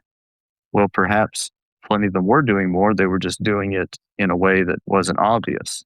You didn't see the tithe they give. You didn't see their, little efforts because, you aren't with everyone 24 hours a day. You can't be expected, particularly as a child, to.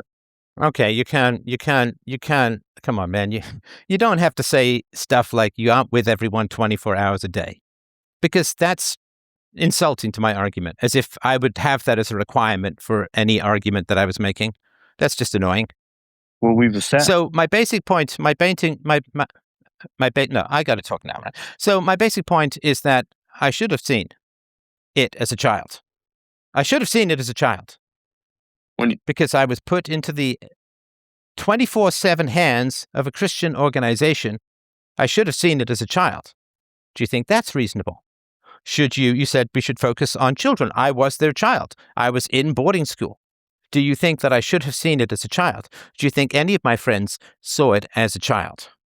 Do you think that they should be giving to people in Somalia and not showing dedication to Christianity to the children under their own roof that they are housing and feeding and taking care of 24/7? So when I didn't see it as a child, and then you say, well, you can't be with everyone 24/7, that's an insult. That's not my requirement. I did see it as a child. Do you think I should have? Yes, particularly if you were associating with with around enough people who claim to be Christian. Well, they were Christians. They didn't claim to be Christians. They were Christians. So when I was staying with Christian families and I didn't see it at all, maybe they were giving money to people in Somalia. Maybe they were giving money to, I don't know, maybe. But then your point is that it should start at home. The Christian charity should start at home. So why do you think it's the case, just out of curiosity, that my empirical evidence from living with a wide variety, I lived with a Christian minister in Africa for a while. Why do you think that in many different countries, in many different households, across many different years, I did not see it? You didn't see people caring for the basically the soul of the child, your soul in particular. Well, any child's soul that I ever talked with. So in your personal lived experience, you never knew a child who felt as though their parents cared about them from the kind of like the spiritual sense. Well, I certainly, in a wide variety of Christian households and a Christian boarding school, nobody asked me about the state of my faith or any doubts that I might have or any questions that I might have. This never happened to any of the friends that I ever talked with about this, which we talked about it quite a bit. And this happened in Canada, this happened in England, this happened in Scotland, this happened in Africa. And so, I mean, I think it's a fairly broad spectrum conversation. Yeah. That I have had exposure to. And my other point about the money is that people, let's say in the Middle Ages, gave 10%, let's say, of their tithe, and let's say they made $2 a day. You could sort of make an argument. It's a little bit apples and oranges, but you could make the case that people in the Middle Ages lived on $2 a day.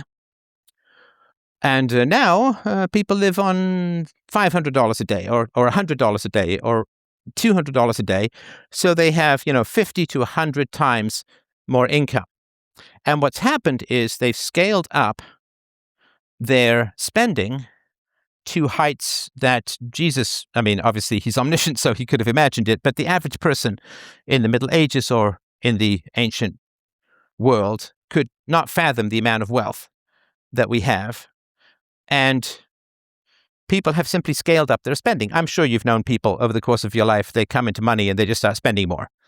And so in general, I would say that if saving souls were the number one priority of Christians, then they would not simply scale up their spending to have bigger houses and newer cars and so on, but they would instead pour those extra resources not into their own creature comforts, but into the salvation of souls. So your percentage argument to me is kind of blowing over the fact that, like if I have, if you and I go out for dinner and the bill is $110 and you have $100 and I have $10 and I say, well, let's both put in 100% of our money, you wouldn't say, well, that's fair because we're both putting in 100%. At least you wouldn't say that's mathematically fair. And so, with the extra income, there should be far more resources going towards the salvation of the poor, not just in terms of percentages, but in absolute numbers, because everything above bare bones would be taken away from the salvation of the poor. And I'm sure you've been to Christians' homes and so on, and they've got a lot of nice stuff, and they've got a lot of Netflix subscriptions, and they've got a whole bunch of stuff that is subtracting from the salvation of souls. Now, listen, that's fine. Spend money on whatever you want to spend it on. I'm just saying that is not putting the salvation of souls central to your mission. Because what you would do is you would say, does this serve the salvation of souls? And big screen TVs do not really serve the salvation of souls. And Netflix subscriptions, well, quite the opposite, would serve the damnation of souls, taking money from the government, as the Christian churches in the West have taken billions and billions, I think even hundreds of billions of dollars from the government to resettle refugees or to settle foreigners, often who are quite hostile to Christianity in the West, which would be of questionable value to the continuance of Christianity in the West. And I don't see... It's terrible. It's a horrible thing. Right. So how is this occurring in a Christian society that Christian churches are being paid by the government to bring in populations quite hostile to Christianity, to the point where Christianity is going to lose its foothold in countries where it's reigned for hundreds of thousands of years? Because the churches doing that are functionally, if not literally, apostate. They value liberalism and the post-war consensus more than and the approval of man more than they value the safety of their flock and the perpetuation of the gospel. That's why. All right. So then the money that the Christians are giving to the church is funding the destruction of Christianity. The tithe is funding the destruction of Christianity. That's what I mean. Most Christians who are serious about their faith and give their tithe, anything close to 10% of their tithe, are doing it with churches which are not participating in those activities for the most part. Well, the churches are getting a heck of a lot of money, and it's not coming from nowhere. Yeah, yes, and like I said, if you look, you can go look it up. The churches, there are a few churches that would be considered, conservative or evangelical or Orthodox, not like Eastern Orthodox, but Orthodox, and they're, holding to the Scripture and such, that have participated in those sort of programs. But by and large, you find it among your more liberal, more mainline. In America, we call it mainline denominations, the Anglican, the Episcopalian, United Methodist, the Presbyterian Church in the United States of America, which is the older established, but also the most liberal one. The kind of people who fly the pride parade of flags, the gay pride flags. Those type of churches, which very few serious Christians would call churches, are the ones by and large engaging in this activity. You do not see this very much among your churches that are more serious. And you ask about where's the money coming from? It's coming from the government, but also you have to remember these older, now basically apostate churches, many of them have very generous endowments, which were given to them over the generations by people in their wills. They left the money. And so most of these churches are empty of congregants for the most part on a typical Sunday, but their building is paid off. They have, they have a portfolio that they can keep the lights going, pay their utilities and keep going, and spend money on some things because of the accumulated, net worth of all that giving over 200 years. Oh, so your argument is that people prayed to God as to whether they should give their money to an apostate church, and God said yes. Or a church that was going to become apostate, which God would know about because God knows all. When they gave their money, these churches were not, for the most part, had not fallen into this same condition. Yes, but God would know that they were going to fall into that condition, so God would say, don't give the money to the church because that church is going to end up funding the destruction of all that you treasure. Yes, and that gets us into a long discussion about free will and sovereignty of God and all that. And we're talking more about hell and about your responsibility to save souls from hell. So, in the interest of time, we probably don't want to slide off into that long discussion. Besides, that wasn't. Yeah. So my argument is that that wasn't your main question. If you make $10,000 a year and you give $1,000 to the church, that's fine. If you then go to making $100,000 a year, and you only give $10,000 to the church, but you could live on, say, $20,000 a year, then having the number one mission would be to give $80,000. And again, I'm talking about net of taxes and so on and things like that. But people are making hundreds or thousands of times more than they did in the ancient world. And if saving souls was the number one priority, then they would be pouring much of those additional resources, not just a small percentage. But anyway, listen, I've got another people or two to call. I do appreciate the feedback. What I would argue is that if people were to, as a whole, make the salvation of souls, their number one priority, following Jesus' commandment to sell everything you own, give your money to the poor, and follow him, then I think that there would be a greater salvation of souls than currently going on. And I also, while I appreciate your community, it sounds interesting, but there's always more that can be done. And if your community is doing great stuff, fantastic. It's not like any community that I've ever seen. And maybe it's a special outlier, in which case you should know that it's a special outlier and have more sympathy for what I'm talking about. But it's certainly not. It's not the case from what I've seen or experienced, and I've been around the world quite a bit these days. All right, Barcode, if you would like to mention your thoughts. Hi, Stephen. Your introduction was very eloquent, and I sympathize with it. I've been in the same position where it's like I'm looking for a sign from God. It's like, should I dedicate myself fully to this?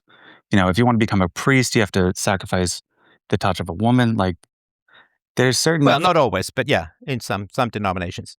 Right, like as a Catholic, right? I just like do you agree? Let's start from basics, right? Like, do you agree that there is an actual moral truth? There is something that everyone should be doing? There's like an order to the universe that all of us should be pursuing universally? That's way too abstract and ill-defined for me to be able to comment on it philosophically, so I'm afraid you'll have to give me some definitions. All right. Do you think there's a right and wrong? Like in sorry, are you asking me that because you don't know? No, I do, but... No, sorry, you don't know what I believe. Yeah, I don't know what you believe. So do you... Okay, yes. There is objective right and wrong. Okay. So if there's an objective right and wrong, like you're placing this sort of unfeasible task on yourself to always pursue the right and advocate for the right at all times in every position. Otherwise, you gotta deal with what I said and don't start off by strawmanning me, or this is going to be a very short conversation. Okay. Did I say that every waking second? Right? I never said that. No. Let me rephrase then. So, okay, now listen. Just so we get off on the right foot, don't strawman me. I'll try not. Because then that's not a reasonable conversation, and it's not a productive conversation. But sorry, go ahead. All right, so let me ask you questions then. So, am I right to presume that you? This is difficult. Let me clarify it a little bit more as well. I was talking about my special responsibilities of somebody who's really great with language and really great at communication and convincing people. So I was not talking about the average person. Of course, I was talking about my own particular abilities in reasoning, in conversation, in debate, and in convincing people. I am pretty good at it. I am fantastic with analogies and so on. So I was talking about more my particular responsibilities, and not, the average person wouldn't have my particular skills and abilities. So I was talking about the particular choice that was facing me as a child, not what would necessarily be a universal commandment for everyone. All right, so I just feel like you're being way too hard on yourself. Like, I feel like you're living a moral life. You're pursuing a sort of moral order. You are advocating for what you view as true and rational. And you're convincing people to, like, against a sort of definite evil. Like, you've identified an evil prospect. No, hang on. I'm not saying that I'm living an immoral life. I think I'm living a very good life. I think I'm living a very productive and healthy and moral life. So I'm not sure what you mean when you say I'm being hard on myself. Did I ever say I have failed to pursue a moral and good life? No, but you advocated for, like, a fireman who sees a child burning in a building and you would have to save it. But, like, there are other positions.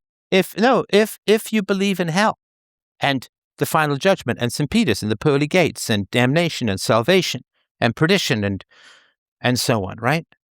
So if you believe in hell, then you must convince people to avoid sin, otherwise they burn in hell for eternity, and there can be no higher mission than that. And I was raised by all of these firefighters who said that fighting fires and saving people is the most important thing, and then seemed to do just about everything but. That was sort of the contradiction I was talking about. But sorry, go ahead.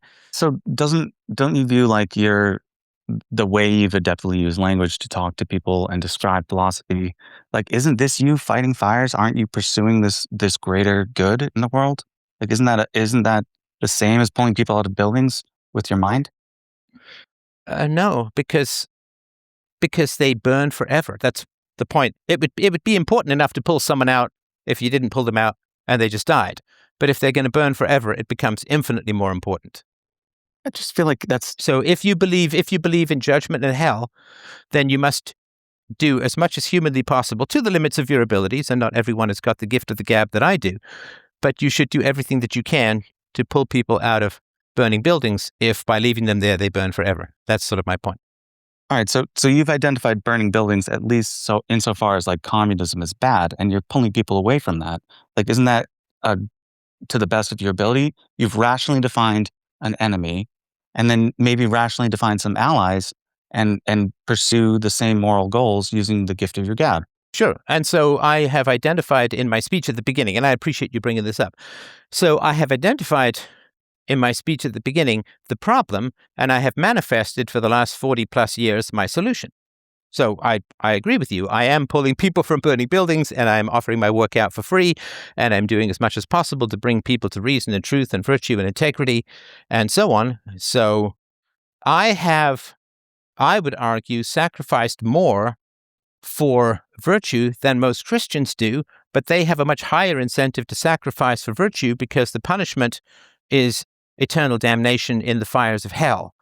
So why aren't Christians doing as much as I do? Like the last caller was saying, well, they give 10% of their income. It's like, bro, I took a 75% pay cut to do philosophy, and I've burned up my reputation. I've burned up significant amounts of income and so on.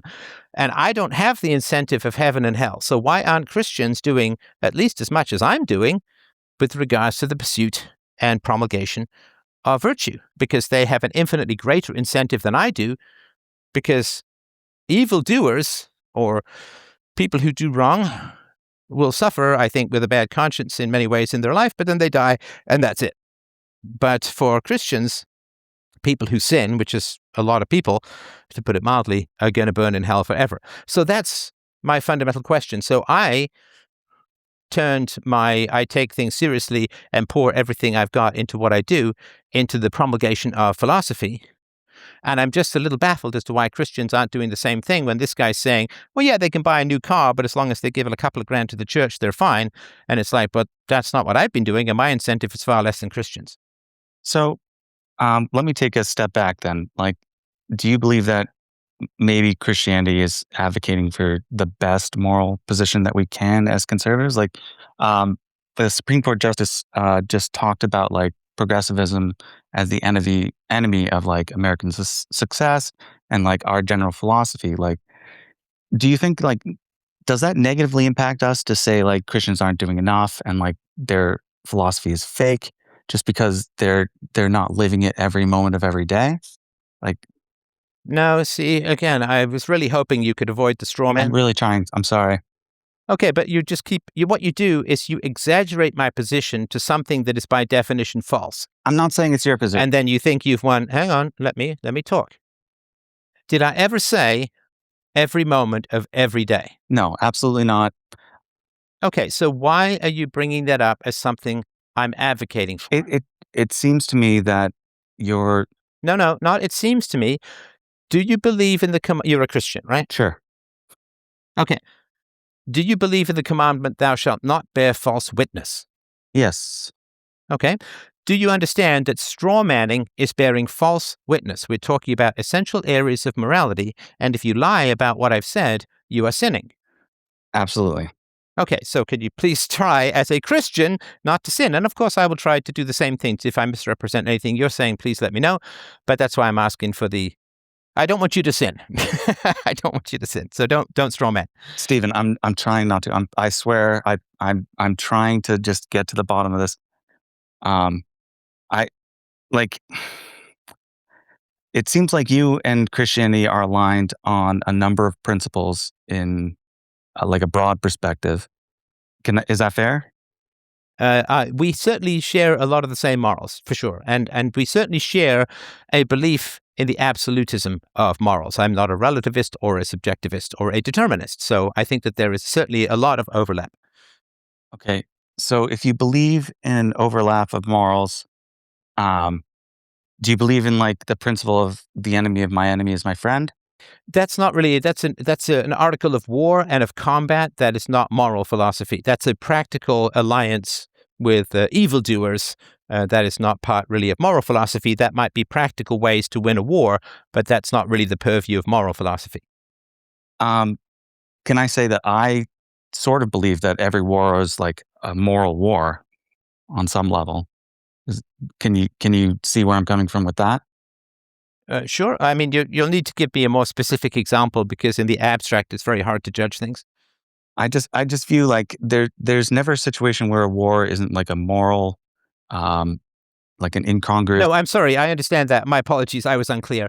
What I mean is when you say the enemy of my enemy is my friend, I mean, that sounds like something out of The Godfather rather than a moral treatise. But if you could give me a more particular example, I So would if appreciate we that. believe in like a true moral order and like a true morality that exists, it's oh, I saw I'm on mute.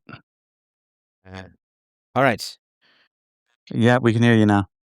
Yeah, sorry about that. It just died on my phone, No worries. but we're back. I'm sorry. You'll have to remind me where we were. I started off at another farewell speech before realizing I might be able to get back in. So I made the case that like the enemy of my enemy is my friend. Like we both agree that there's a Oh, that's right. Yeah, sorry. I was just asking for a more specific example. right. So we both agree that there's a larger moral order that we're to pursue. I'm advocating for the enemy of my enemy is my friend, and you're saying that Christianity is sort of imperfect enough that like it deserves this sort of derision that is coming from this your pursuit of perfection. I'm sorry. When did I say Christianity deserves derision? Only insofar as its advocates aren't doing enough. They never dedicate themselves fully because they don't believe I enough. never said, hang on, but hang on. I never said anything about derision. It comes across as negative when you say like why No, don't, no. Don't say it comes across. comes across to me personally. No. That's not fair, right? Because you can't say I feel and then straw man and then have that be valid, right? If I have never said derision or even implied it, then saying, well, it feels that way to me is not fair, right? Yes. So I mean, you paint a story, you paint a picture of a child burning alive in a building, and the Christian's not doing anything about it because he's buying a big screen TV. Like, No, I didn't say they're not doing anything about it. My question is, why not do as much as me? I don't think there's a good answer to that. I feel like you are, Well, that's why I'm asking the question, right? right, Because I don't know the answer. I don't know the answer. and But by the logic of the system, that's what I was talking about at the beginning. By the logic of the system, Christians should not choose a big screen TV over the salvation of souls. Does that make sense? Okay, but just about every Christian I've ever known has a big screen TV. That's all I'm asking. And it's not some big nagging thing. There could be good answers that I'm not aware of. So, like, my hope is only that, like, my view is that humans are inherently flawed. Like, I'm very conservative. You're born, like an ape, and like Christianity is just this moral system that gets imposed on you, and you do the best with it you can. So, if you are a fireman and you see a child burning in a building, you get him out of there because that's your role and that's your moral order. But there are people living every day that all you can hope is they sometimes choose the best. And all we can hope as like Christians is to like advocate this system of morality such that people choose the best in the moment when they're confronted with it. You are, brilliant and have an audience and you can do all these things and advocate ideas that touch people far beyond the average person can. I act as an accountant, I meet with clients face to face, and I'll advocate for what I think is moral in the day to day. And I can live my life day to day as morally as I can, but I can't do it. I can't do as much as you, and I can't do as much as a priest, and I'm unwilling to not have a family or children to become a preacher. Like, and I don't think that discounts my Christianity. It's just I want people to do what we can, and as a Christian, I'm gonna like advocate for us to do as much as we can in the day to day. Well, as much as we can is a bit of a sliding scale, right? Absolutely. I mean, I'm sure you've met with clients as an accountant, right? I'm sure you've met with clients who say, hey, man, I'm saving as much as I can. I need that Mercedes SUV. I need that weekend condo in Cabo. I need my private jet, right? And you would say to them, what? You could save more. You could do more. Yeah, you're not saving as much as you can. Right. And I agree that is actually a moral position to take. And it does help further the cause of like a universal morality where you say you could all do more. But like Jesus was perfect, right? He says everyone should like abandon everything and only pursue this moral order at all times. And like that's perfection. The expectation is that humans are fallible and we're not going to make that. No, but Jesus would know that about people. Jesus was all-knowing. And if Jesus is perfect, he would not ask the impossible, because that would be cruel, right? Well, we can ask for optimal and expect less. And Jesus knew that too. Okay, so when I say do more, how am I wrong? You are right. If you're asking for the optimal. Good. Okay, then it sounds like we agree. But yes, and yes, we can ask for the optimal, and we should expect humans to deliver less on baseline. So you have no problem with me saying do more. I don't insofar as that's true. I do insofar as it can be viewed as like a derogatory take on people not doing enough. What? I don't want people to feel. What do you mean it could be viewed as a derogatory take on people not doing enough? By definition, if I'm saying doing more, I'm saying you could do more. Yeah, people can do more, but to say that they're ignoring a child burning in a building in the moment, that's a stretch. That's like asking for perfection. No, listen, if you meet someone and you don't talk to them about Jesus and virtue, are they going to hell? I feel like sometimes when I talk to people about it, I push them further away. Like, hang on. No, you're not answering my question. If you meet someone and you don't talk to that person about Jesus and virtue, are they more likely to go to hell? no, not necessarily. No. So if hang on, sorry, and I don't know what denomination you are. Do you believe in hell? Sort of. I'm not trying to catch you out. I'm not trying to trick you. I'm genuinely curious, right? Mhm. So if I see someone who's a parent who's shaking their child or screaming at their child in a parking lot, I would go up and talk to that person and say, I don't think this is what you want to be doing as a parent. Here's some thoughts. I would recommend therapy. I've got a free book called Peaceful Parenting. Like, I would go and talk to people about it, and I will talk to people about it on buses and trains, wherever I am. Wherever I generally would try to talk to people about philosophy.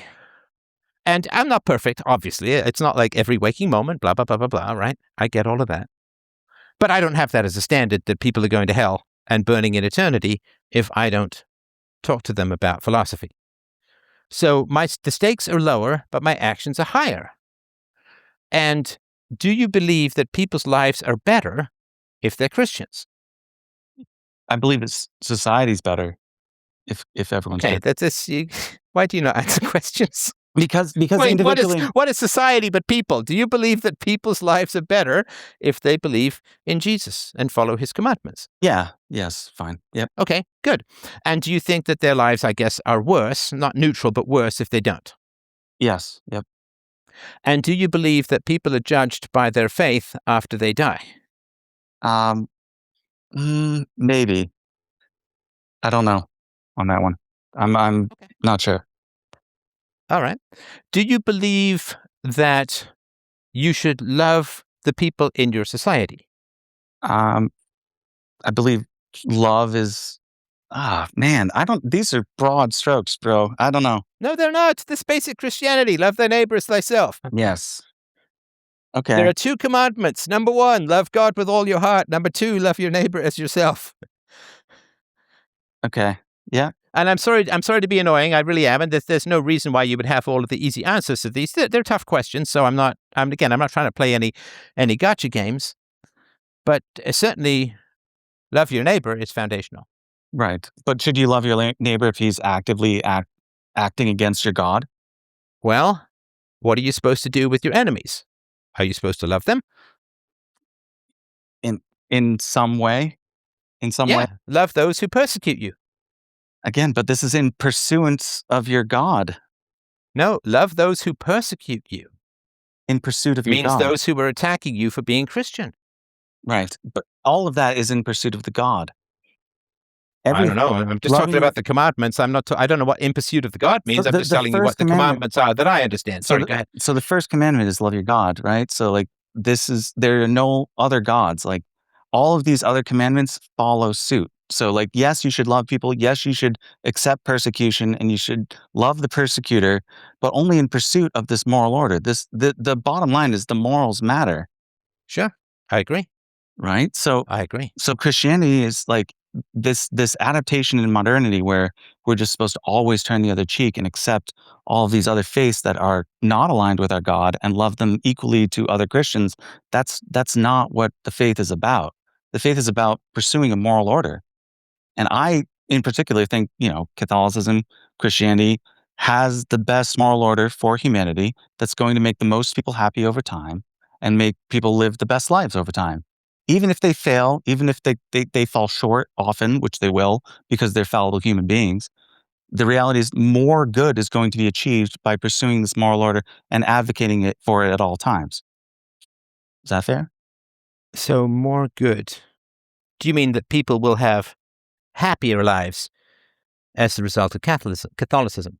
Happiness is twofold, right? So happiness as like a hedonistic, like momentary pleasure, probably not from Christianity. No, like it actually advocates against a lot of our baser instincts, such as like, open sex and like, promiscuity and Yeah. right. So that's going to make you less happy.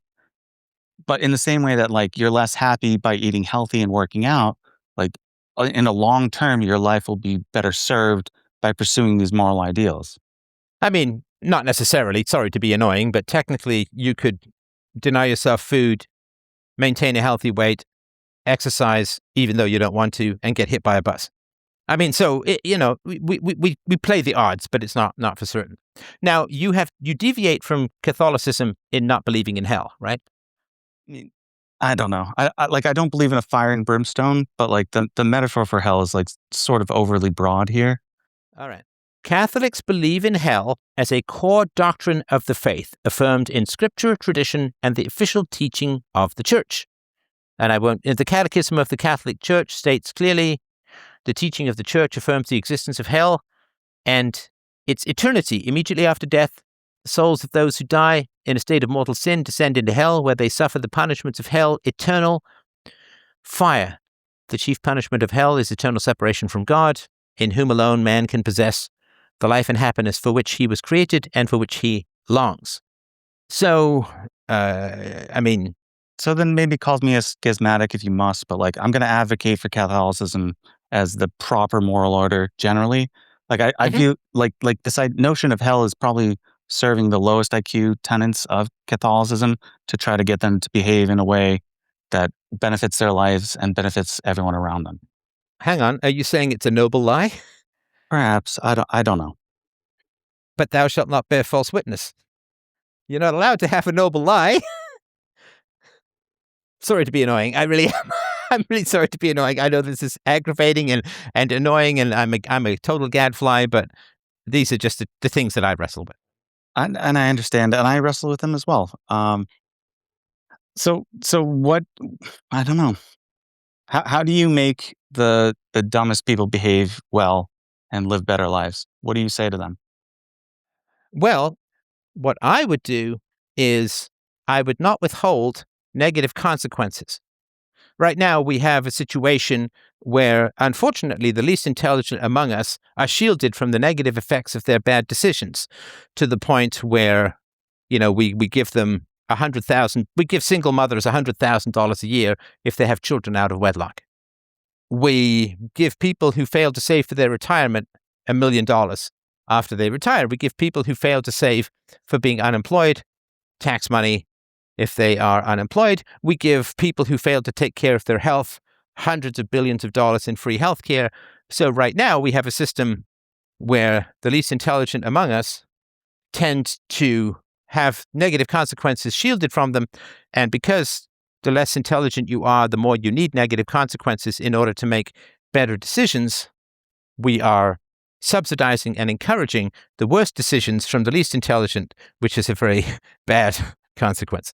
And I can sympathize with that perspective, but if you refuse to feed these people who have failed, like they will revolt, and like your society will be destroyed just by warrant of so many people being failures.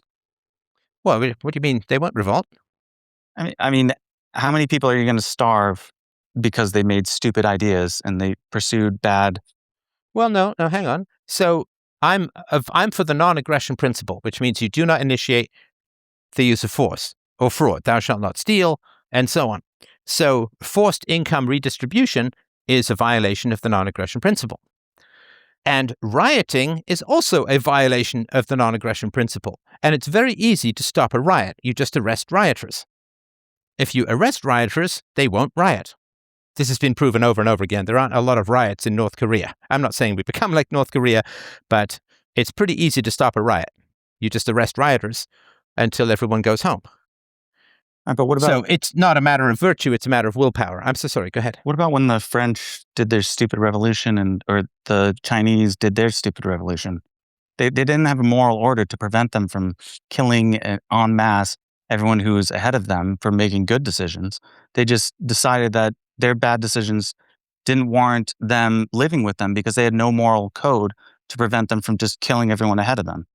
Isn't that a real threat without religion? Well, I've got a whole 12-hour series on the causes of the French Revolution. And so, in general, these sorts of violent revolutions or these sort of aggressions in society arise out of the brutal abuse of children. And abuse of children produces sociopathy, lack of empathy, hair trigger aggression, and tendencies towards extreme violence. And so the revolutions in society that we often face arise from prior violations of the non-aggression principle, in particular the abuse of children. That's number one. Number two, that these revolutions were allowed to happen. In other words, if the Tsar had simply arrested all the communists, there wouldn't have been a communist revolution. If, when the revolution started, he'd taken the entire combined weight of the military and used it to crush the revolution wouldn't have happened. So it's not like, well, they're just these riots and they inevitably take over. It's, if you live in a civilized society and someone moves into your home while you're on vacation and you just let them live there, that's your choice. And if you have to even use force to get them out of your property, then that's on you, right? So if the leaders of these societies don't decisively act against people who are fomenting violent and sadistic and totalitarian revolutions, that's not inevitability of history. That's a failure of will of the leaders. Even beyond the leaders, you have to have like a police force willing to arrest people. And if you reach this 51% of people are unhappy with everything and don't view this like moral order as a real thing, like. Are you kidding me? No. Were you around for COVID? Most people would just do what the hell you tell them to. People just injected voodoo mystery juice into their veins with no access to the testing data and with the companies screeching and demanding and enforcing absolute avoidance of liability for any resulting damage. And off they went and did it.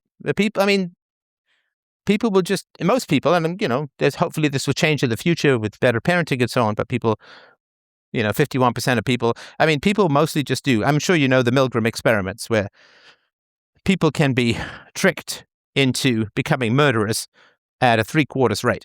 And into almost everybody will torment or torture if they're told to by some guy in a lab coat. So people don't have any moral center. And by the way, the Milgram experiment occurred in a society with 95% Christianity. So I'm not sure that Christianity has solved the problem of virtue and integrity, because Christian societies will torture and kill on a whim against the orders of God, because a guy in a white lab coat kindly asks them to continue. So this is one of the reasons I went into philosophy, not theology. Right, and I agree. So, I mean, even if you compare Christian society in Africa to the United States, or a white population, you'll see these disparities in outcome that are more. All you can hope is for a slight betterment. So, this Christian societies in Africa murder less, things like that. That's what I'm aiming for when I'm saying this is a probably better moral order than an absence of one. Well, let's look at the First and Second World War, largely conducted by almost exclusively Christian nations. I mean, all right. So, the Second World War, you had the Bolsheviks who were godless, sort of encroaching on Europe, who was also largely liberal, irreligious, maybe used religion as a slight advantage to gain popular support. But a lot of this authoritarianism stems from this absence of religion. Even you're advocating right now, you need to have the state arrest a bunch of people who are misbehaving. Oh, sorry. Just so you know, I'm an anarcho-capitalist, so I don't believe in the moral legitimacy of any political order. I'm just talking about the practical way that you put down riots or rebellions in the current system. But just so you know, I'm not a fan of political power as a whole. All political power violates the non-aggression principle. So, sorry, you wouldn't know that, so I'm not, holding you to account. I just wanted to be clear for the record. Right. So when you're talking about why didn't we fix this during COVID? 20% of people were thinking, people like you and I were I don't need to take a vaccine if I've had the disease. Well, I'm sorry to be annoying, and I'm sorry to interrupt you, but not all the people who refused the vaccine did it on moral, practical, or philosophical principles. Some of them just hate to be told what to do and had violent reactions to anyone who would tell them to do anything. So I'm not, it's not like 20% of people are rational. Some subsection of that for sure. And I'm sorry to be perhaps a bit pedantic, but I don't see it's divided into, 20% of people think for themselves. It's no, a lot of them were just jumpy, paranoid conspiracy theories, and some of those conspiracy theories are true and some of them are not. Agree. The 5G nanobots that were supposed to assemble themselves, they didn't take it for those reasons, which wasn't exactly rational. Right, and I agree. And I've been in spaces where people are talking about Trump wasn't shot at and Charlie Kirk was a hoax, and absolutely there's just this contingent that just absolutely instantly rebels against anything that's happening as fake. Yeah. I'm so sorry, and if there's anything else that you wanted to mention, I just I have had a fellow waiting to. No, go ahead. It's been a pleasure chatting with you. Thank you. I really appreciate it. Yeah, I really appreciate it, and thank you so much for your very thoughtful comments. And I do appreciate you dropping in. And let's finish off our chat. And I really do appreciate everyone dropping by tonight. We've got Wise Justice. Boy, that feels like an almost prejudicial name. You better get things right and be very wise and very just. Oh, did he go? Did he come? Did he go? Did he come? Let's see. He left. Let's see if he's coming back. Speaker, you're on if you wanted to unmute yourself. Hello. Wise Justice. I cannot hear either the wisdom or the justice. All right. Well, it looks like he's unable to unmute or does not have anything. So, listen, I really do appreciate everyone's comments tonight. Great pushback from people, and I really do appreciate that. It's always good to hone my arguments and work to improve them. And yeah, my basic argument would be, in the modern world, Christians have financially won the lottery. And if someone says, look, I only make $20,000 a year, so I can only give $2,000, and then they win $10 million, and they say, I can only give the same proportion of that money no, you can give more, because you have $10 million or $20 million rather than before you had $50,000 a year. So the percentage argument to me is less important than if you have excess resources, then you should pour them into the pursuit of your moral goals. The fact that Christians as a whole are not staunchly rebelling against the churches taking tens of billions, hundreds of billions across the West to bring in not only non-Christians, but sometimes anti-Christians into the West. The fact that there is not a big revolt about this among Christians is kind of incomprehensible to me as a whole. The fact that we have clergy around the West who have all the time in the world to rail against Donald Trump and have not said one thing about the hundreds of thousands, or by some estimates, millions of little Christian and Sikh girls, mostly Christian girls, being raped, by some of the people that have been brought in by the church, that is unholy. That is appalling. That the church sees fit to opine upon minor conflicts between the left and the right in America, but will not rail out against the mass assault of the most egregious kinds on little Christian girls. And of course, the Sikh girls matter as well, but the Christians, we would say, maybe a slightly bit more consideration towards the Christian girls. This is appalling. And I call upon Christians. I really do. Like brothers in spirit in very many ways. I call upon Christians, get off your asses. Do better. The hour is getting late. Don't fall in love with revelations and let the world slide off a precipice of evil. Do not be the masochist that Nietzsche thought you were. Do not say, well, we're best off when we're persecuted, because you are creating that persecution for your children. You grew up with much less persecution. You do not have the right to create a world where there is more persecution for your children. Do not be psyoped into accepting any of this. And you need to do better. And honestly, you shouldn't need an atheist to tell you that. Your church is getting away from the good in very many ways. And you need to not be passive. You need to get back to the original texts of the faith and know that all human institutions can be corrupted by the devil and are generally in the process of being so corrupted, and that you need a renewal of faith and a challenge to the institutions, a renewal of the faith and a challenge to the institutions, or everything that your forefathers suffered for, bled, and died by the millions will be laid to waste. And if there is a God, you will go to hell. Don't do it. Don't do it. Fight and fight and fight. Peacefully, reasonably, rationally.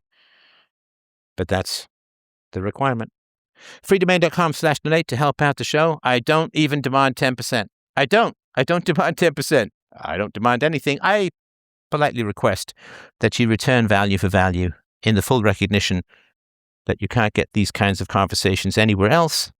And I love you guys for tuning in. Have yourself a beautiful night. We will talk to you Sunday morning, 10 a.m., unless you're in church, in which case, put me in your earbuds. All the best. Take care. Bye-bye.